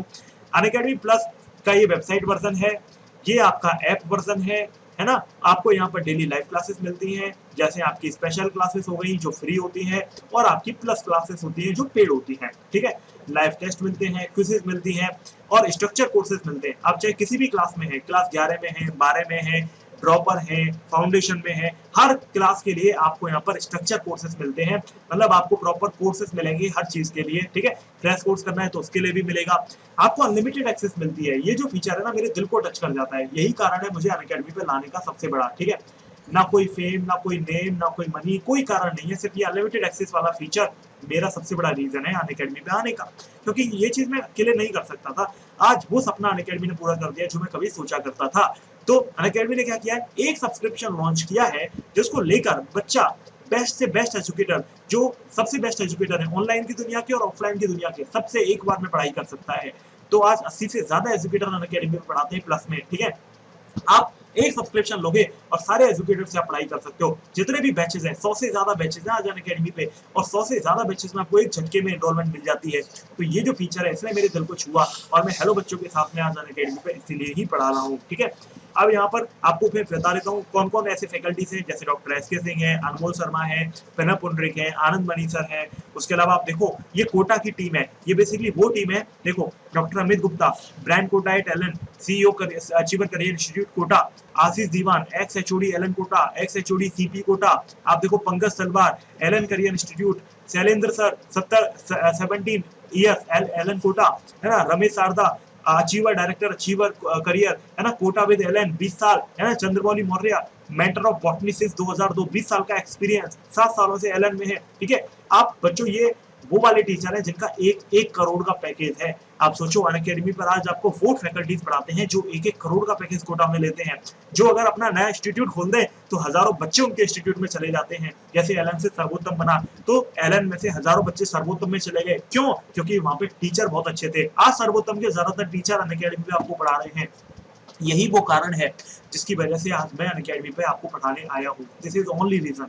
बच्चों मेरे साथ आप क्वालिटी पढ़ाई कर सकते हो सारे टीचर्स के साथ में, ये मैं अकेले नहीं कर सकता था हेलो बच्चों ऐप के साथ में। क्यों? क्योंकि यहाँ पर बहुत ज्यादा इन्वेस्टमेंट की जरूरत होती है टीचर्स को लाने के लिए, बहुत एक बड़े विजन की जरूरत होती है जो शायद मैं अकेले नहीं कर सकता था, इसलिए मैंने अनअकैडमी का साथ लिया, ठीक है। रवि प्रकाश सर, सौरभ शर्मा, अरे बहुत सारे टीचर्स है बच्चों, ये तो कुछ ही लिस्ट है, आप देखते जाओगे बहुत ज्यादा टीचर्स है, ठीक है। आप किसी भी टीचर से, अपने फेवरेट किसी भी टीचर से यहाँ पर पढ़ाई कर सकते हैं।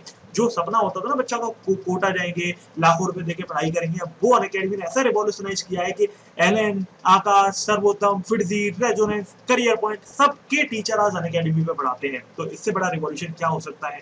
आप देखो कुछ बैचेस हैं यहाँ पर, जैसे आप देखो ये सर्वोत्तम के टीचर्स हैं कुछ, है ना। तो यहाँ पर आप देखो complete course on chemistry, leader batch, Lakshya batch, Achiever batch, foundation batch, arise batch, और सारे के सारे बेस्ट एजुकेटर है बच्चों ये, है ना।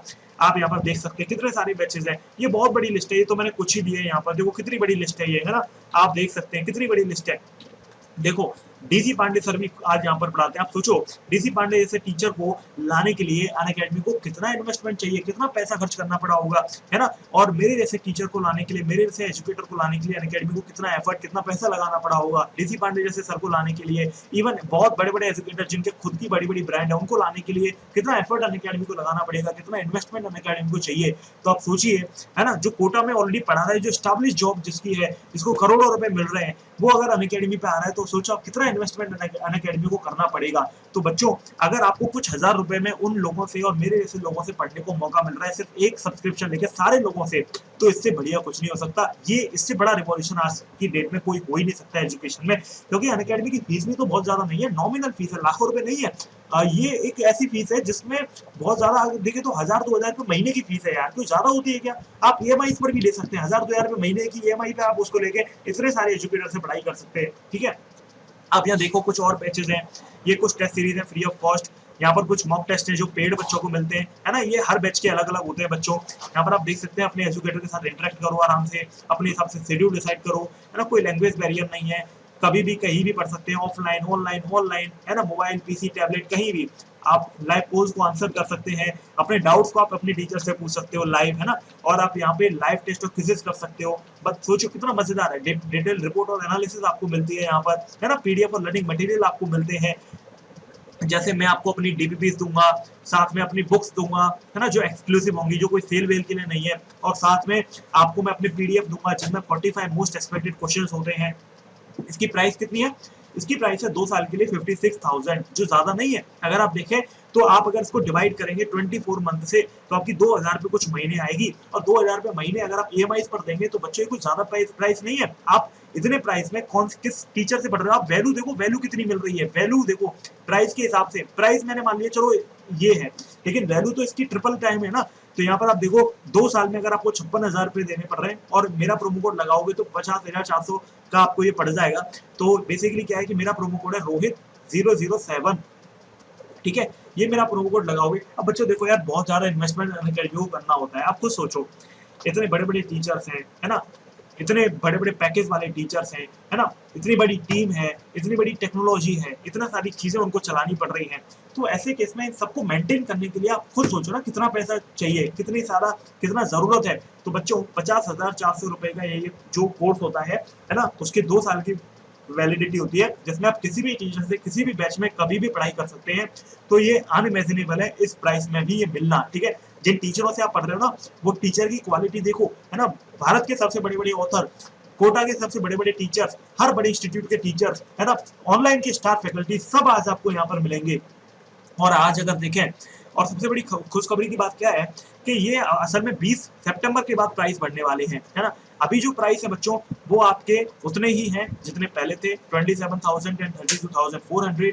आप यहाँ पर देख सकते हो, प्रोमो कोड लगाने पर रोहित 007 प्रोमो कोड जब आप लगाओगे तो आपको 10% डिस्काउंट मिल जाएगा। और लकीली अभी भी आपके पास 1-2 दिन का टाइम है कि आप इसी प्राइस में 1,350 रुपए महीने में ही इस कोर्स को सब्सक्राइब कर सकते हैं, है ना, इस अनअकैडमी के सब्सक्रिप्शन को आसानी से ले सकते हैं। अभी भी आपके पास खूब सारा टाइम है, अभी भी आपके पास खूब सारा समय बचा हुआ है, कोई दिक्कत नहीं है। आप अभी भी 2 दिन के अंदर ये ले सकते हो, आपको कम पैसे में मिल जाएगा, ठीक है। आप देखो कितना फर्क है, 50,400 और 32,400, ऑलमोस्ट लगभग 18,000 का फर्क है। और देखो मैं पहले 100 बच्चों को अपना गिफ्ट भी दे रहा हूँ। जैसे मेरा जो प्रीमियम कोर्स है वो मैं फ्री ऑफ कॉस्ट दूंगा उन बच्चों को जो मेरे रेफरल कोर्स से आ रहे होंगे, है ना, क्योंकि मुझे तभी तो पता चलेगा कौन कौन आया है ना। मैं उनका एक प्रॉपर ग्रुप बनाऊंगा आगे चल के। नोट्स, मेरे जो हैंड रिटन नोट्स हैं वो आपको देने वाला हूँ, मेरी जो डीपीपीज है वो आपको दूंगा, क्वेश्चन बैंक जो मैंने आपको बताई पीसीबी की जो मैंने डेवलप करी है वो आपको मिलेगी, है ना, टेस्ट सीरीज मेरी मिलेगी, डू और डाई की जो किताबें हैं जो मैंने एमटीटी के साथ मिलकर एक्सक्लूसिव डेवलप करी हैं वो आपको इसमें मिलेंगी फ्री ऑफ कॉस्ट, आपके घर पे डिलीवर हो जाएंगी। वो है ना, वो सेल वेल के लिए नहीं है, उनका पर्पस पैसा कमाना नहीं है, उनका सिर्फ एक ही पर्पस है कि मेरे बच्चों की हेल्प करना, जो बच्चे मुझसे पढ़ रहे हैं प्रॉपर उनकी हेल्प करना ही उनका पर्पस है। वो किसी को नहीं मिलेंगी, वो एक्सक्लूसिव 100-200 किताबें छपाई है मैंने एमटीटी के साथ मिलकर, तो वो हर किसी को नहीं मिलेंगी। यहाँ पर आपके लिए एक बढ़िया सा कोट है, push yourself because no one else is doing going to do it for you. आपको खुद ही अपने गोल तक पहुंचने के लिए अपने को पुश करना पड़ेगा, क्योंकि ये कोई और आपके लिए नहीं करने वाला है। आपको खुद ही धक्का देना पड़ेगा, खुद ही अपने आप को जगाना पड़ेगा, उठ मुझे पढ़ाई करनी है, उठ मुझे अपने गोल तक पहुंचना है। आपको वो कछुआ बनना पड़ेगा, आपको खरगोश नहीं बनना है, आपको वो कछुआ बनना पड़ेगा जो धीरे धीरे धीरे धीरे कंसिस्टेंटली रोज पढ़ता है डेडिकेशन के साथ में, तब तक नहीं रुकता, तब तक नहीं सोता जब तक अपने गोल को अचीव नहीं कर लेता। तो आपको ये जो कोट है उसको अपने फोन की डीपी पे लगा के रखो, अपने वॉलपेपर पे लगा लो, जिससे आपको अंदर मोटिवेशन हर समय आता रहे। तो बच्चों मुझे उम्मीद है आपको बहुत मजा आया होगा, कुछ सीखने को मिला होगा, ठीक है। मिलते हैं अगली क्लास में। Thank you, have a nice day. This is Rohit Agarwal signing off. जय हिंद, जय भारत, वंदे मातरम।